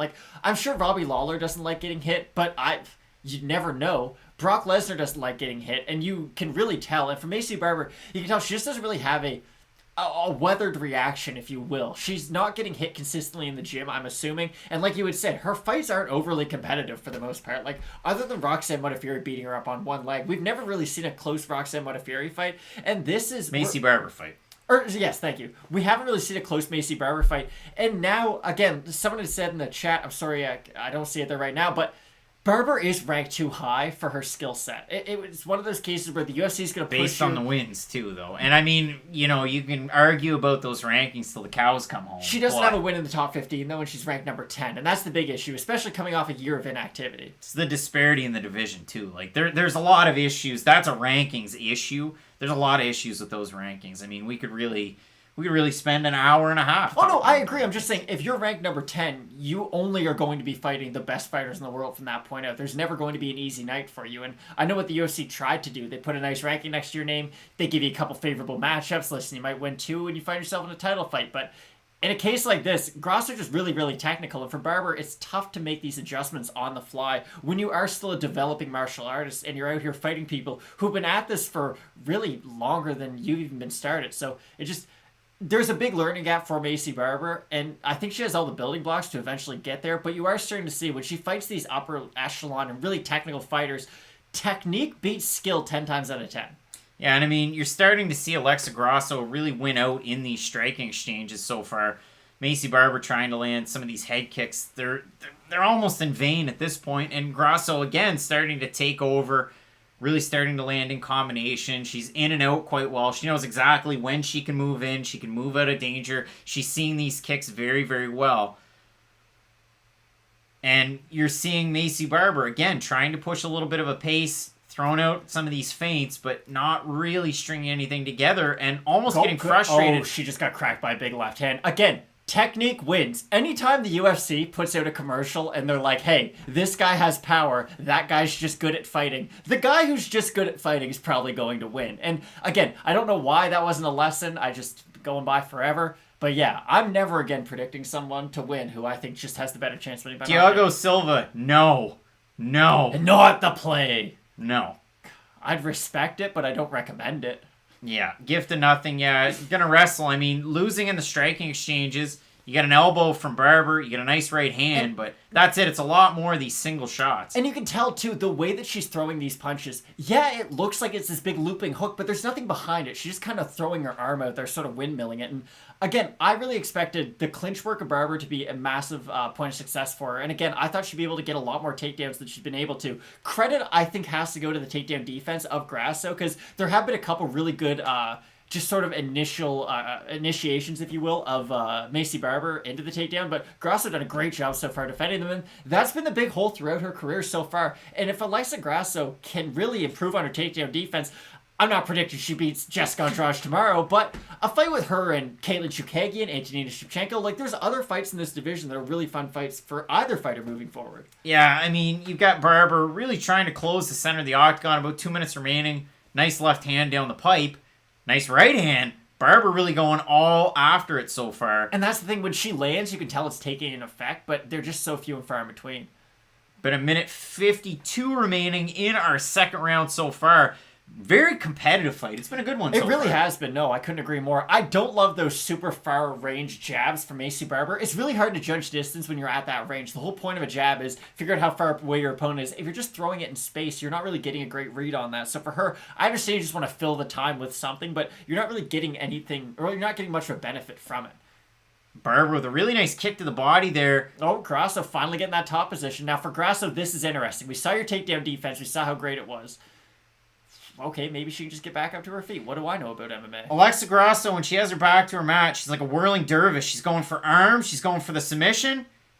You got the knee on top. No, she's going to at least get up to her feet, though. She might just get back up. That was a beautiful transition from Grasso. She went from like a triangle into an armbar and used that as a sweep to get in top position. That was just a great job by Alexa Grasso off of her back. Really, really high fight IQ that we've seen so far. She's just going to try and tire out Grasso for the rest of the round, going for those classic shoulder strikes down on the mat. Not something you see very often. No, it really isn't, and for good reason. Striking off your back is never the best idea. Normally the worst idea, as we now see Alexa Grasso really just dominating most ranges of this fight. And it's surprising. Again, I had Barber at the start of this week for a reason. I thought she was the more powerful athlete out of the two. John, come on, man. Like, this is a good fight. Yeah, I thought this has been good so far. It's been good so far. You got Grasso taking the back. And, I mean, again, a win over somebody like this means a lot. You might think it's silly, Barber, or, Barber was out for a year. Well, she's too high for a ranking. But a win like this for Alexa Grasso, you beat Jian Kim, you beat Macy Barber, you're probably going to get, maybe not the Caitlin Chukagians of the world, but if we do have a look at the women's Jessica flyweight I, rankings, where you at? Jessica I. Roxanne's up there. The Viviane Araujo fight would be super good. She's on a heater, so probably not. Maybe Cynthia Calvillo coming That up. would just be on a great fight, though. Cynthia Calvillo, that's the thing. Women's flyweight, it took a little while to kind of solidify. It did, and there were some subpar fighters fighting for titles for a little while. But I do think we're starting to get to a point now where it's starting to settle a little bit. You do realize who the top contenders are in the division. You realize who, kind of the pretenders are compared to the contenders. And for, the Alexa Grassos of the world, the Andrade now moving up in weight, the Caitlin Chukagians, there's a lot of fun fighters at 125, especially for the females. And it's interesting, too, because that's the middle division. It's a weird camera angle with that on her in the 8K. But anyways, it's a really fun division, and I do like how it is starting to settle down. So, yeah, exciting stuff for this division. All right, Matt. Barber definitely not out of this one, but she is down on our cards. I've got 20-18 so far for Alexa Grasso. Through 2, we're getting ready for a second. Zen Khan making up a special relationship with John Rollins in the chat. You both don't like Macy Barber. You both don't like this fight, but you get it. You spent $70, and this is what you got. So, Barber really has to push a pace. You really have to think she's got to go for broke, got to go for the finish. And I mean, she'll knock the air out. John Rollins, we're never going to appreciate that it's low quality. I mean, hey, they're ranked fighters in the UFC. But Barber, again. Hey, that's not true. When they're I won't use the term scrubs, but when there are subpar UFC fights, we will let you know about them. This just is not one of those. Barber really trying to push a pace, but that's the thing. I mean, you've seen Macy Barber so far do a decent job at closing the distance, but at the same time, Alexa Grasso moving out of danger. She hasn't absorbed any of these winging kicks that we've seen from Barber. She's been able to kind of hang in the pocket with the looping shot. So it has been a good fight for her. We saw her adept on the ground, win out in some of these ranking exchanges, and Jose, managing my Tottenham Hotspur, #Go Spurs. How's Barber ranked higher than Grasso? It was all the finishes and the fact that Grasso's last fight was her first at flyweight against Ji-Yeon Kim. It just more speaks to how is Barber ranked that high in the first place, I think. And again, all that inactivity, there has to be some kind of a rule or some kind of something in place to where if you're out for a year, listen, I'm sorry, I don't care what the reasons were. Hopefully the UFC can get you back in there with someone around where your original ranking was. But there has to be a cutoff for when you just can't fight or you won't be in the rankings anymore. Like Leon Edwards, it sucks. He got a bunch of fights canceled. It was all out of his control. It did kind of make sense that they took him out of the rankings, though. He wasn't in the picture because of the inactivity. For Barber, it's the same thing. If you tear your ACL, you're not going to be around for a little while. So I don't really see the need to keep you in the rankings when we know that you're going to be on the shelf for an extended amount of time. Yeah, I mean, Alexa Grasso really just having her way with the fight. I mean, that's pretty much the narrative you can build around this one so far. I mean, you got about 3 minutes remaining in our third round. You got Grasso doing great work in the clinch, great work from open space, really well on the mat. And I mean, yeah, we've seen some fights get a little chintzy near the end. Heinisch had a little bit of success in the third round to the point it was a split decision. Nice upper body kind of push takedown for Macy Barber. She tries to stack. But that's the thing. Alexa Grasso is busy. She really is. She does a good job creating space. And again, Barber's kind of welcoming this. But again, if you're Macy Barber, use the top control. Don't try to posture up constantly because that's going to be your best way to win this fight. You're probably not going to get that one big ground and pound shot to knock her out quick. So I'd go volume more than anything. And with Barber, that's the thing. When she is just wadding forward, throwing those crazy punches, sometimes you are going to land. But sometimes you're going to fight someone who's pretty good technically. And they're going to be able to find the holes in your striking defense. It was a nice body kick there from Barber to kind of push Grasso up against the fence. But yeah, not really able to do a whole lot with it. Matt the Mick back up like she's on springs. She does a great job. I mean, we did compare a few of these fighters to Lewis, but Lewis isn't that busy when he's got his back up against Matt. His only thing is, I got to pop right back up. But Grasso landing nice kicks, landing shots from her back, and trying to get up as quick as possible. Barber really starting to land in this round. Oh, she really is. But again, it's just... There's a frustration behind everything she does where she's trying to rush it all. If she set up her takedown attempts or set up some of her power shots, you're going to have success instead of just blindly going for them. Again, now you have Barber with her back up to the mat, about 1.5 minutes remaining in our third round. If Barber can pull a win, she will learn a lot from this fight. Be interesting to see You don't have a lot of time left to go in and get that win. And again, we saw her have success in the open space. She was landing those looping shots. She has really tried to push this one up against the fence for the majority of the fight, but it's kind of been to her detriment. It has been. No, but this is really the only area of the fight that she's had success in. I don't see her outstriking Grasso, especially in the middle of the cage. In some of these wrestling exchanges, she's been able to get on top, but again, for what amount of time, if any? So Grasso probably got this one by decision, unless Barber can do something pretty massive here in the last minute of the third round. But pretty good co-main event. Some people didn't enjoy it, but yeah, I thought it was fairly good, all things considered. Great win for Alexa Grasso, too, because this is the fighter that showed the promise at 115. This is the fighter who... Listen, yeah, she lost to Tatiana Suarez, but she also went out and had some great performances.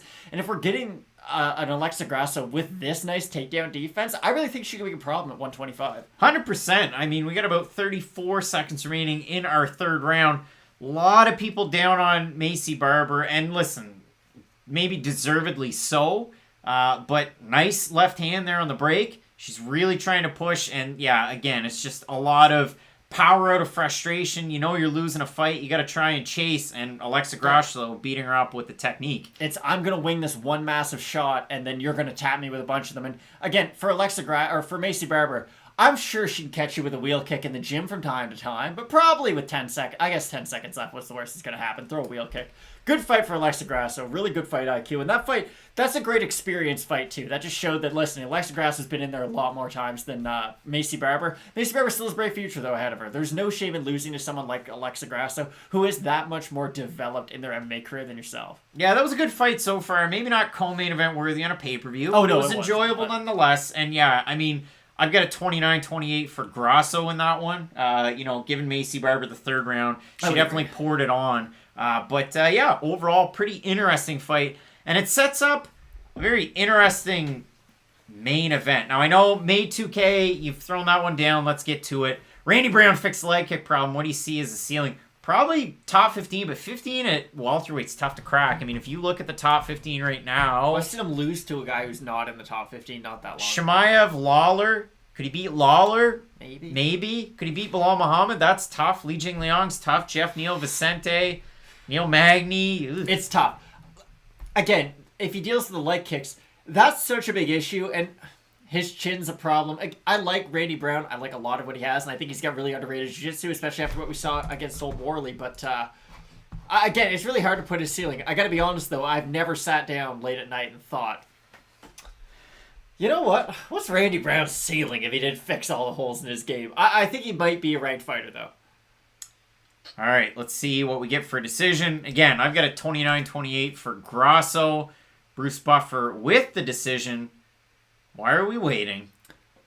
So yeah, we both Burns, although we fully realize Usman's probably going to wrestle his way to a win. Everybody had a 29-28. Grasso, your winner for sure. Yeah, Alexa Grasso, the winner. So good switch over on question mark kicks. Matt, we're going to tie on the night. I had Marquez to beat Pitolo. You had Grasso to beat... I had Oh, no, you switched. I did switch. I had Gaslin to win. So I keep this for another week. Clipping and sipping. Well, we can share it. Let's just rip the boxers off. Here's the problem, though. I don't think you've beat me yet in a week. Yeah, it's funny. You win 2 years in a row at a 400 and some odd picks. Oh, that's fine.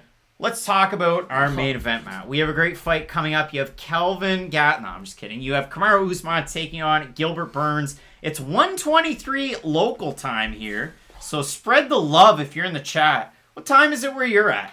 Because it is damn late Awfully late here. I have Gilbert Burns in this next fight. I'm so excited. I really like Gilbert Burns. I get excited for his fights. Get excited for a lot of fights, if being honest, over here at the Fight Night headquarters, if you will. But I'm as excited for this main event as I am for any title fight, really, in recent memory. Just this style clash between these two guys is really interesting, and I gotta be honest, as much as I like to pretend that I'm some purist of the sport, I like storylines. This is just like a big old soap opera, just with way too much testosterone. And I like the fact that you've got all the training room stories of Gilbert Burns, of Kamaru Usman. How well do they know each other? In the training room, who got the best of the different positions? Like, if Usman did better on striking day, well, how well did Burns do at wrestling against Usman? Because that's his bread and butter. There's so many different storylines moving into this fight that, again, I'm really excited. And I do think that I'm the biggest Douglas Lima fan in the world, and I think that's safe to say. I think the winner of this is easily the best welterweight in the world. I don't think there's much of a conversation anymore that Usman would lose to Douglas Lima. And again, I love Douglas Lima. I'd much rather watch Douglas Lima fight than Kamaru Usman, but Usman would probably beat him in a one-on-one matchup. And for Burns, you see the striking improvements that he's been able to make. You know the world-class jiu-jitsu. It's such a fun fight for two guys that it really feels like they're at the peaks of their powers right now. There are some absolute animals hanging out here. Jacinto, 11-23. Crawford, 12-23. Hazmat Control. We've got Portugal in the house. Holy smokes. We got a lot going on in the chat. Can't believe Maki Pitolo lost. I mean, yeah, that's true. Tough. 4-23 in Melbourne. I mean, if you're in Melbourne, you're watching the fights, you had a pretty good day. Like, that's a good Sunday for you, really. Yeah. You know what? That'd be fun. Maryland moving to good old Canada at some point. It's cold as all get out here, but I bet you Maryland's probably pretty cold too. Hazmat Control, yeah. Callum hanging out from Scotland right now. Callum? That is, that is late over there. Mike Perez saying, my girlfriend let me hang out with you for the last fight. We're having a lot of fun here. Jimmy, Hawaii represent. Is there any way Usman finishes Burns? Maybe. Usman with the foot stomps. I think if you were to put money on it, Usman by, decision win, probably your safest to pick. But if you're an absolute wild person like we are, we went with Gilbert Burns. But again, as I said in question mark kicks, and as you said as well, Usman wins by decision. I could see it happen. So you've got a 5-round main event between a guy that primarily wrestles. He'll mix it up a little bit with the other wrestlers. Then I'll definitely think Burns wins. But it is a tricky one. Raul hitting us up in the super chat with $50. That is how you get the boys ready. I don't know why the internet decided not to show Awesome Watson's comment. You boys, Canucks fans, Habs fans. Habs fans. Go Habs, go. Big win tonight. Brisbane, Australia as well. But Raul Duke. Thank you. You're a real one. Ah, man. And You're all real ones. Evan hanging out. You got me. What have you got me with? Now I'm nervous. That's not good. All right. Express Flyer saying Burns might win. Mac L's over in Florida. It's worth the $70. A nice 9:26. Josh Hart, you still have the rest of the night. You're good. Yeah. You're 4 hours behind us. 2 p.m. for Bob. Jonah Flex. It's champion time in Florida. You're right. Somebody who probably owns property in Florida is going to win. I mean, I doubt you're wrong in that assessment. I'm so excited for this main event. You know what I hate? Watching a bunch of chairs with UFC apparel on them. Get that out of my face. You know what I love? MMA. Give me more of that. Oh. 5 a.m. in the UK. I'm sure that Alex is kind of tired of this by now, so that's fair. Valentine, 7:26 in Cape Town. Go Usman. Wow. South Africa's rooting for Usman. Kamaru Usman taking on Gilbert Burns. Of course, Gilbert Burns. It took him a lot of time, and that was the thing. Like, we used to watch fights on the couch on a Saturday, drinking beers, love beers, and we would say, Gilbert Burns, if he brought it all together, wouldn't it be nice? And it took him a while. It took him losing to Dan Hooker, really, and then he brought it all together, and he beats OAM, and he beats Alexei Kunchenko, and the world's your oyster. To me, I don't know what the better Gilbert Burns win is. Is it the way that he finished Damian Maia and was willing to just hop down in there, because he already had him hurt, or was it the drubbing over Tyron Woodley? Because Tyron, he was going to just bring it back, and then he never did. And he was just falling in and out of the left hand was really on another level in that fight. You got to remember that for Tyron Woodley. I have so many weird things about this fight, and I have no idea how it's going to go. So I'm just going to say a bunch of them all at once, and hopefully this makes sense. I don't know if Gilbert Burns can take down Kamaru Usman, but the more I think about it, the more I think he can. And here's the thing. Kamaru Usman, there was a stat that was thrown around a lot right before he had fought Tyron Woodley, and it was that Tyron Woodley, it was not 100%, but Tyron Woodley had the highest takedown defense in the UFC up until that point. It was like 97%. The only takedown he had ever suffered was against Rory McDonald, who, if you know anything about MMA, Rory McDonald, one of the all-time well-rounded MMA fighters. Everyone's undefeated until they're not. And for Kamaru Usman, no one goes for takedowns on him because he is such a good wrestler. The more I am thinking about it, Gilbert Burns needs one takedown. And I'm not out here saying that he's going to just go out there, shoot a double leg, and take down Usman. I'm just saying I think he can do it. And he might not get it on the first try, he might not get it on the second try, but I do think eventually Gilbert Burns might be able to take Usman to the ground, especially if he catches Usman off guard. The good question, how can the weight be that different, 15 pounds? Because the UFC doesn't care about their website. That's why. They're silly gooses, and that's why we switched to make our own graphics for all of our stuff, because they're incredibly unreliable, and they don't do a lot on their website. Made 2K, how much improved do you think Usman will be after working with Whitman? I don't know. Yeah, that's a tricky one. I mean, Trevor Whitman, great corner advice. You're going to have Henry Hooft, of course, in the corner of Gilbert Burns for this one. And when you look at a fight like this, for Usman to make that push, you already know he has great cardio. Living, hanging out in Colorado like Dale Tail is. Goodness. Matt's got the sneezes. Hopefully you do. don't have No, Rona. But, making that move definitely, whether it pays dividends or not, who knows. But it's definitely a good thing, right? And for Gilbert Burns, I would say. Staying there, working with, again, Vicente Luque, Logan Storley, Michael Chandler, because now the UFC can say his name and promote him as freely as they wish. There's a lot of reasons why Burns could win. And there's a lot of reasons why Kamaru Usman can keep that belt and just keep on winning. So this is one of the more interesting matchups that you can give Kamaru Usman, not just based on the narrative, but based on the technique of either guy. Oh, 100%. And I'm not to call you out, but I think we've been saying that for about 3 weeks straight now. Again, Usman on the feet, it will be interesting because I don't know if his striking is overrated or underrated, and that would normally suggest that it's probably properly rated. But you see what he was able to do against Covington, the power he possesses, the volume, or just really the overall output that he has. And then you look at him in like the Emil Mech fight, and he just kind of doesn't look like he knows what he's doing on the feet. Now, I understand that Mech fight was quite a while ago, but for Usman, I think it's just a lack of... He's not doing anything very fancy. Like, nothing... Kamaru Usman doesn't do anything that makes you go like, wow, I couldn't do that myself. And of course, I couldn't do the takedowns Usman does or anything. But you're not seeing Yair Rodriguez-esque techniques out of Kamaru Usman where he just has simplified his striking game. So maybe the switch to Whitman really has just helped him realize what he is good at. If he does have, let's say he does have a Gaethje-esque light kick in his arsenal all of a sudden where he is going to that calf now and he will mix up the wrestling with his striking a little bit better where you knew he was already so good at both kind of on their own. I like Usman's probably going to win this fight, and he's probably going to go down as the greatest welterweight of all time. But just of all the people who are stylistically poor matchups against him, I think Burns is the guy. He's heavy-handed. He can knock you out on the feet. On the ground, he's an absolute nightmare. One of the best grapplers really of all time. I just think if anyone is going to beat Kamaru Usman other than Father Time, it's probably going to be Gilbert Burns. Yeah, I mean, if you have a look at this ranking system, you have Covington. He already beat him. Leon Edwards, good at wrestling, good at striking, but Usman probably beats him. He already beat Masvidal. He would beat Wonderboy. Wonderboy's a weird test. It's interesting. He's a sneaky one. I've got him to beat Chiesa. He beat Woodley again. He beat Maya. He beat Magny, and so on and so forth. I mean, Kamaru Usman beats everybody here easily. I do think that Burns is the only test that could really do anything. I mean, Mike Perez is going to bet his relationship with his fiance on it, so that one's tricky. Jawan's getting into it. J-Dog, Usman or Burns definitely going to win. You're right. And you know what? I think that's the best take that we've seen so far. As we get our final promo pack for the night, we appreciate everybody for tuning in. There's 361 of you crazy people out there and only 161 likes. All it takes, you click that button, you get us above 200. I'd appreciate it. Matt would appreciate it. I would. My dog would appreciate it. Everyone would. Everybody would. Even the fans of the team. Dale Tail saying, duh, well, yeah. Because we're all in this together. It's the right comment. So excited for this fight. Stop showing me promos. I don't care about them. Give me walkouts. Give me songs. Give me fights. Rebecca Middleditch, you've got Burns. Do you know Thomas? Craig with the jokes. He'll be here all week, folks. All right, Matt. You have our main event of the evening. Park J saying new champion Burns with a Z. We've been on the air for 2 hours and 41 minutes. To say energy is low is an understatement. My eyes are tired.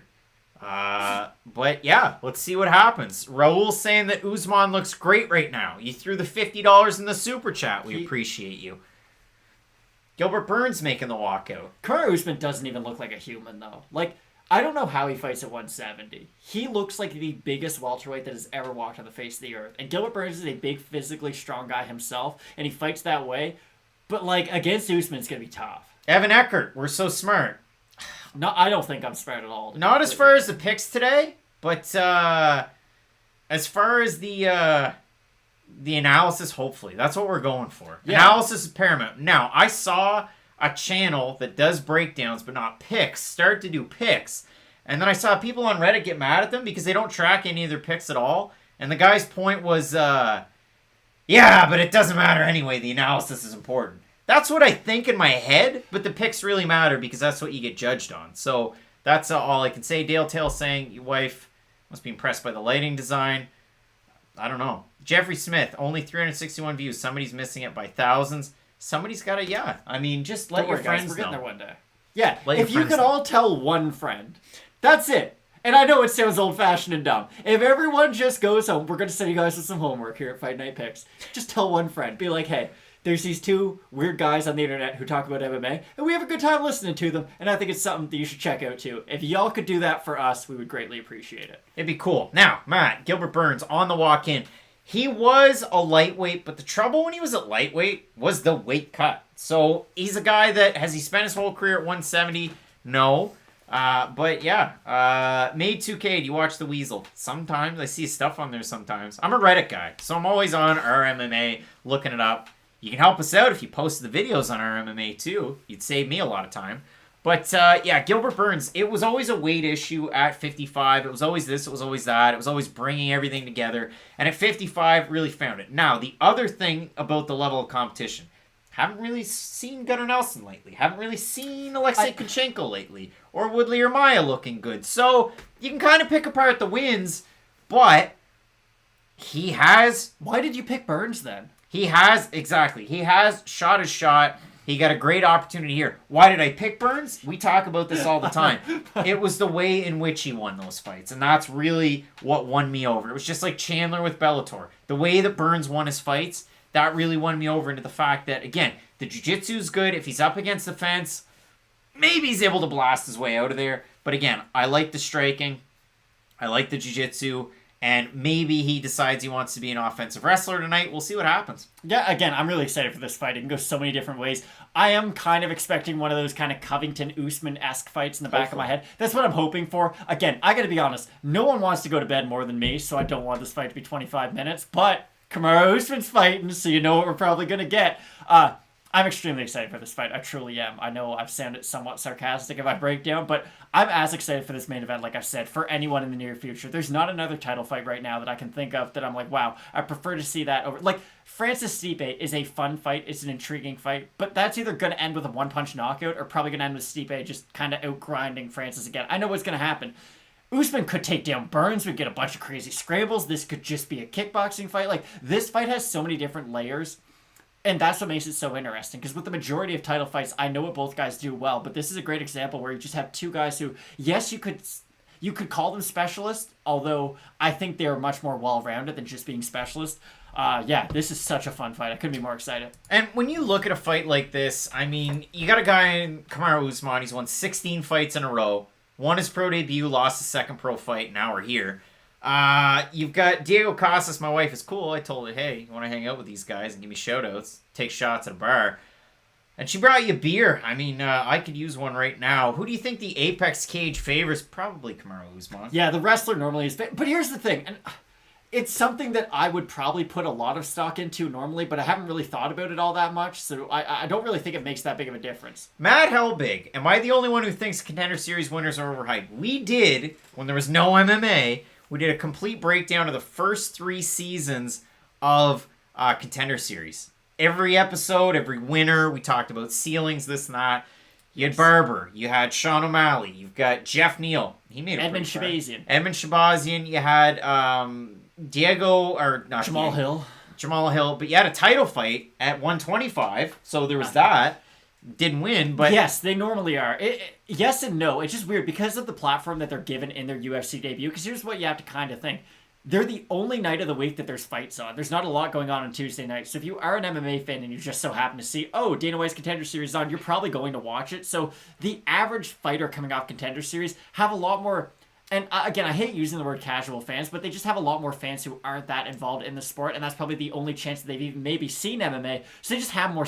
They have more fans just leading into their debuts. And JSG makes a good point. Contender winners get thrown in there with the Sharks. Typically, they do, but if you're not performing, you end up kind of falling out. Kevin Holland is a good example too. You're right, of somebody that was on it, and we've even seen fighters lose and then creep right back up into the conversation and put on really good performances. So if you missed out on those, I know they're about a year old now, but they're still good. You can go back. I mean, maybe we look like donkeys with our ceilings for some of these fighters. But overall, you can kind of get a good idea there. Zen Khan, Burns by submission, I really hope, or he lost the fan. What do you think about Macy Barber? Mitch Rolfe saying, does Covington get the shot at the winner? No. I'd like to see a rematch between Covington and Usman. Here, can I put my matchmaker's hat on? Just boop, boop, boop, boop, boop. This is what you do if you're... Khabib. No. Not a terrible idea, though. Leon Edwards, Colby Covington. It's too obvious not to make. Put that fight together. Do it right now. Because that fight, for the integrity of the sport, if you will, that's the fight to make for a number one contender fight.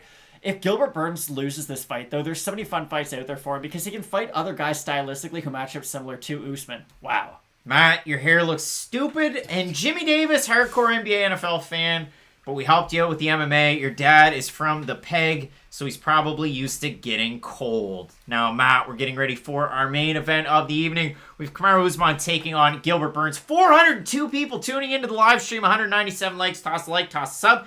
Get ready into this one. Awesome Watson, are you guys as bored with the next card as I am? I actually really like the next card. Derek Lewis is fighting, and I once watched Derek Lewis knock out a man probably like I don't know if you can knock someone out too hard, but whatever he did to Travis Brown was too much, and then call out the guy's wife. So listen, I'm here for a Derek Lewis fight. Something fun's always going to happen. I'm really excited about that next card. Like, again, there's a lot of fights there that, and I'll bring it up just so we can kind of go over it if there's a big lull in this card.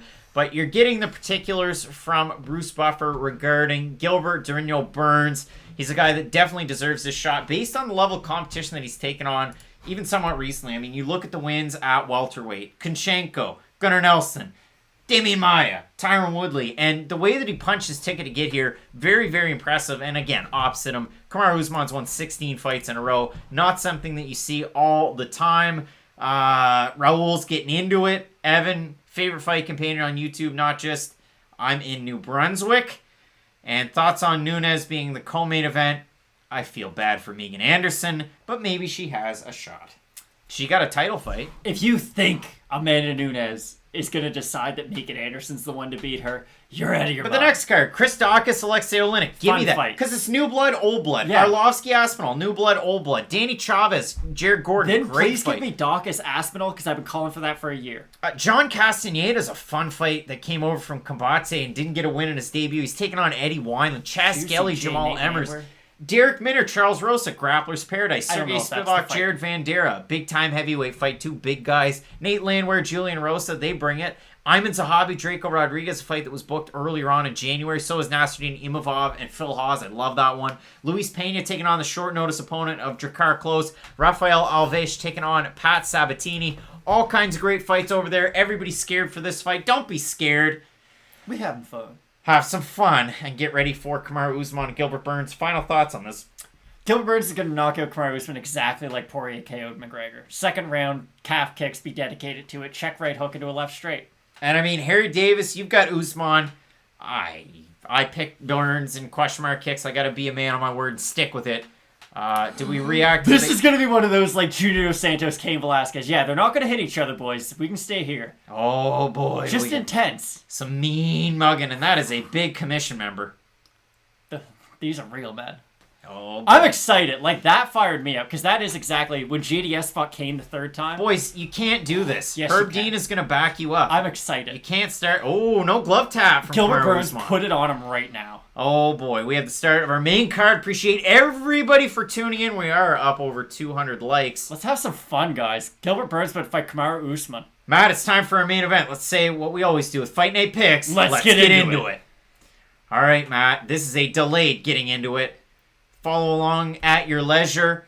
Gilbert Burns coming out shot out of a cannon, closing distance. And that's not something that you see done often to Kamaru Usman. It's usually Usman pushing that pace, but early on, you've got Burns throwing those kicks out there, not necessarily worrying about the early takedown. No, exactly. And again, Burns, you're probably going to be defending takedowns at some point throughout this fight. Let the kicks go. It doesn't really matter if he catches them, because again, what's he going to do? Make your life easier and take you down? Now, if Usman's doing a really good job in top position and we're not seeing Burns really able to create space, then yeah, maybe don't throw as many kicks. But right now, as he hurts Usman with the first punch he throws, Gilbert Burns with hands. the uppercut. Okay. Gilbert Another big Burns! overhand right. Yeah, Gilbert Burns having his way on the feet right now. Doing a great job so far. Just big power from Burns. Usman has a hard time judging shots coming over his shoulder, and the way that Burns just whips that overhand right, he's catching him every time. Matt, if Gilbert Burns wins this, the night was great. I will tell you that much. And if Kamaru Usman wins, it's more of the same. But, man, he really withstood... Head early kick barrage. by Burns. Head kick by Burns. Great job. Yeah, Usman does not. This is interesting because I think this tells you all you need to know. He doesn't want to go to the ground with Burns, and he can't outstrike him right now. Oh boy, This is interesting. This is really an interesting start. Again, Who's gonna stand them up soon enough? This is the equivalent to foot stomps on the ground. Kamaru Usman landing those short shots to the legs, not letting Burns back up to his feet. Gilbert Burns pretended to be a ninja. Great start for Burns, though. The fact that he's been able to hurt Usman basically the only times he's thrown his hands so far, really impressive stuff. It has been a good start, but holy smokes. I mean, definitely didn't expect that so early on, but Usman just attacking the legs. Doesn't really want to play in the guard of Gilbert Burns, who's inviting him in there so far. Yeah, it's just this is not what Usman wanted this fight to get started as. Because, again, Usman, I think this has more to do with this fight than I think anyone's going to be talking about. Usman won't go to the ground right now with Gilbert Burns, and he doesn't have to waste any energy doing it. Tamer Muhammad, you make a good point. I mean, Vieira looked terrible. It's a shame that you didn't get to make it on a little bit earlier, but yikes.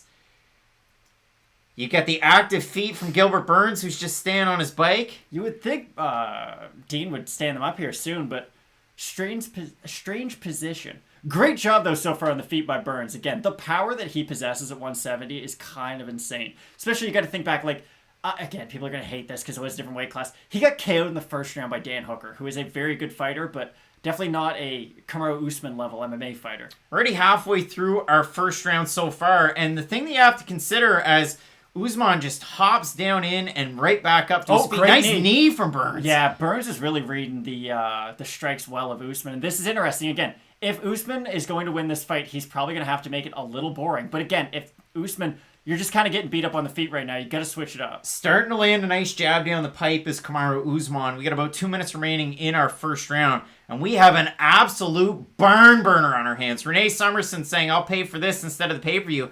Toss something in the super chat. We'd appreciate it. Great left hook by Burns. Burns is landing with power every time he's throwing his hands. Really surprising, too. I thought Usman, again, he's been hittable in past fights, but normally he can go to that wrestling X factor, and we're not even seeing him threaten with it right now. Nice kick there from Kamaru Usman. And listen, is there anything out of Kamaru Usman that's really kind of surprised you? Have we really seen any wrinkles in his game so far? I mean, to me, it's the kicks. But a nice knee up the middle from Burns. And Usman doesn't really want to get into the clinch exchange. Hot Dog Man saying, what round is it? First round. First round. Again, yeah, everything Burns is doing on the feet's connecting on Usman. So maybe everything. And I'm not just saying, like, oh, wow, he must be... Like, if his striking accuracy at the end of this round was 100%, I would not be surprised.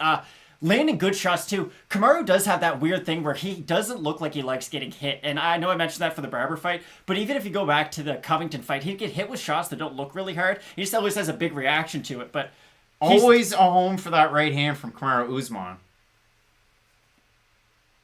45 seconds remaining in this first round so far. Again, another nice, just a check hook there from Burns, just trying to keep that distance. But yeah, I mean, Kamaru Usman doing a decent job here so far. Ooh. Burns shooting on Usman. Get a big reaction out of Usman. Again, I do think if Burns can get this fight to the ground for any period of time, but Usman's eaten some big shots from Burns so far. The other thing about Burns, though, and we talked about it in certain fights, really throwing everything into some of those punches.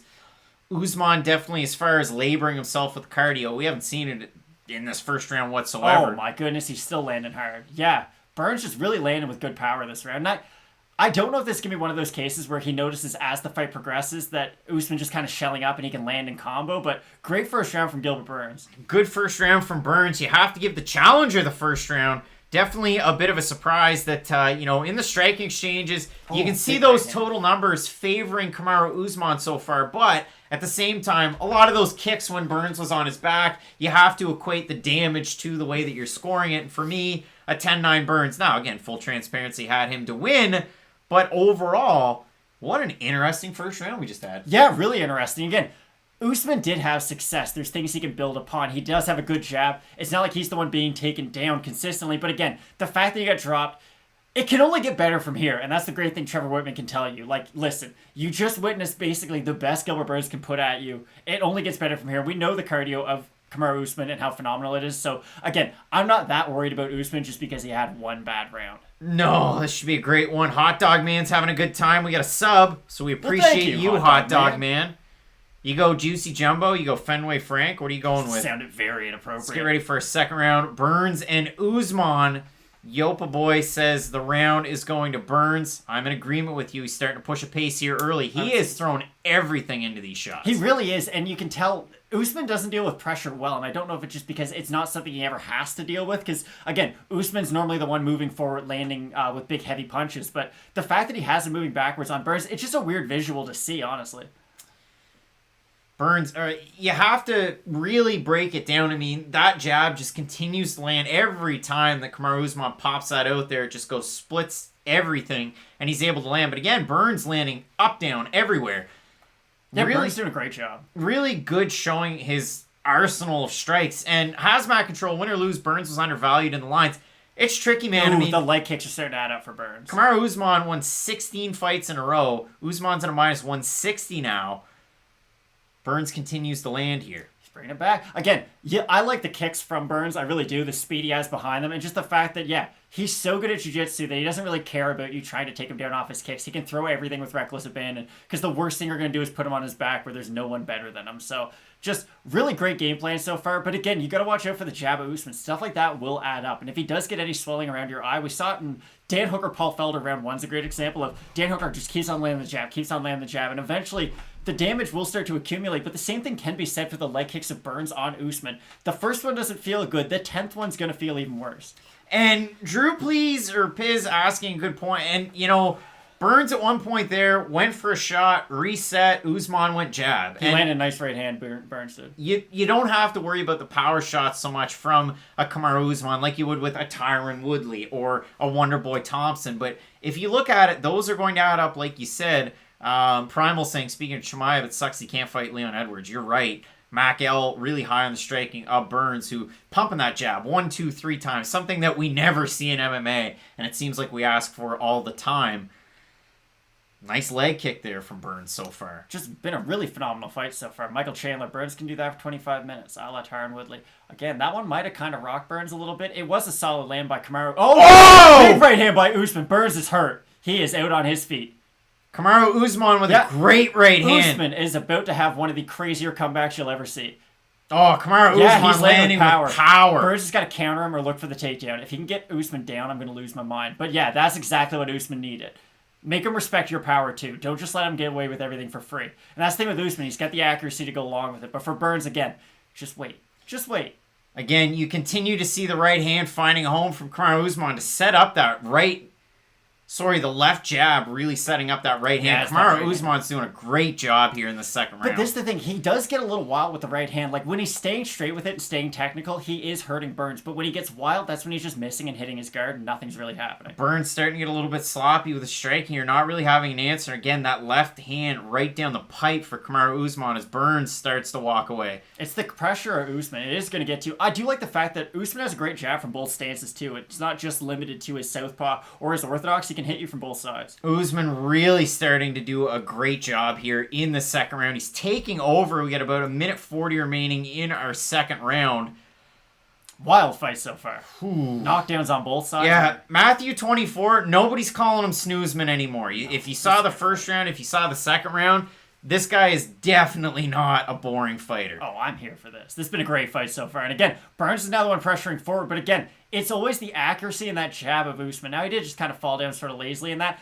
If I'm Usman, though, there's only a minute left. The likelihood of Burns submitting you off his back with like 40 seconds left isn't all that high. So I wouldn't be...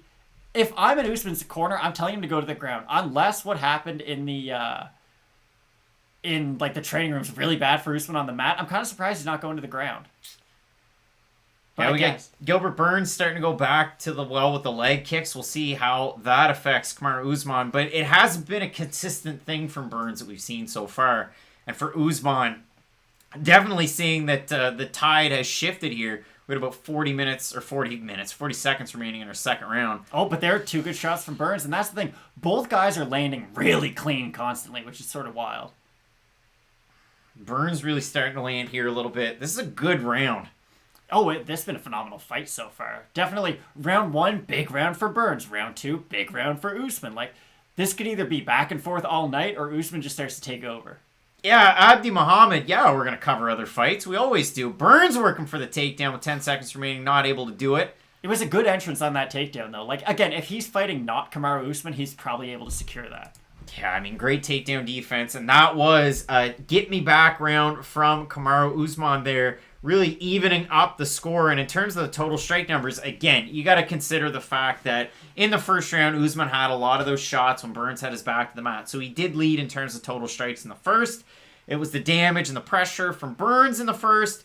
But then you have a look at, that second round, and it was all Kamaru Usman. Now, again, there were certain opportunities for Burns there, but Usman really taking over there. Yeah, no, one round each, and one really heavy round for both guys. So it'll be interesting to see where the fight goes from here on. If Burns can come back and respond really well in this round, that's what he needs to do. I can't see if Usman gets that one really nice round against you, if he gets another round against you, the momentum's just going to be in Usman's favor, and he will kind of be able to play sort of that hold you against the cage kind of style. But if Burns does get space, he'll be able to hit you. It's just Usman does throw the more accurate shots, so when Burns is throwing those big looping wild shots, again, it's kind of like the last fight. It's just these two fighters are quite a bit better. Hazmat control, Usman's such a workhorse, 100%. Oh, yeah. As we get ready for our third round. Phenomenal fight so far. And there we go, former training partners. $10 in the super chat.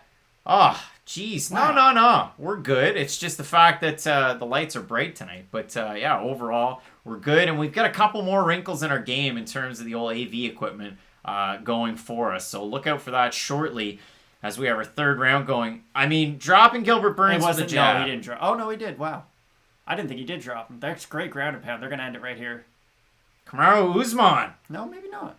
Gilbert Burns trying to Burns get back looked up. out of it after that. Oh, yeah, he's done. That's it? Wow. Usman. What a comeback from Usman. That was phenomenal. If there's anybody out in this world that wants to slander the name of Kamaru Usman, you're an absolute jabroni. Okay, Craig. What a win for Kamaru Usman. That To was come nice. back after that first round, to have such a good second round, to finish the fight in the third round. You compare that fight to the fight against Covington and forget about the fight that he had against Jorge Masvidal. That was I took the fight on a week's notice as well, and I had to just implement the game plan that's easiest for me. But man, what a win for Kamaru Usman there. A great one there. And again, you hate to see it. Two guys that are buddies and training partners as well. But a huge win there for Kamaru Usman. No, I saw this fight going. What a phenomenal fight. That was the fight of the night without a doubt. You feel bad for Burns. Probably going to be his only title shot. Unfortunately, again, I shouldn't say that because honestly, Burns could beat a lot of other top guys in this division. Just, I don't know who beats Usman. And that's just, I don't know. Khabib, no. I don't know if anyone at 170 can.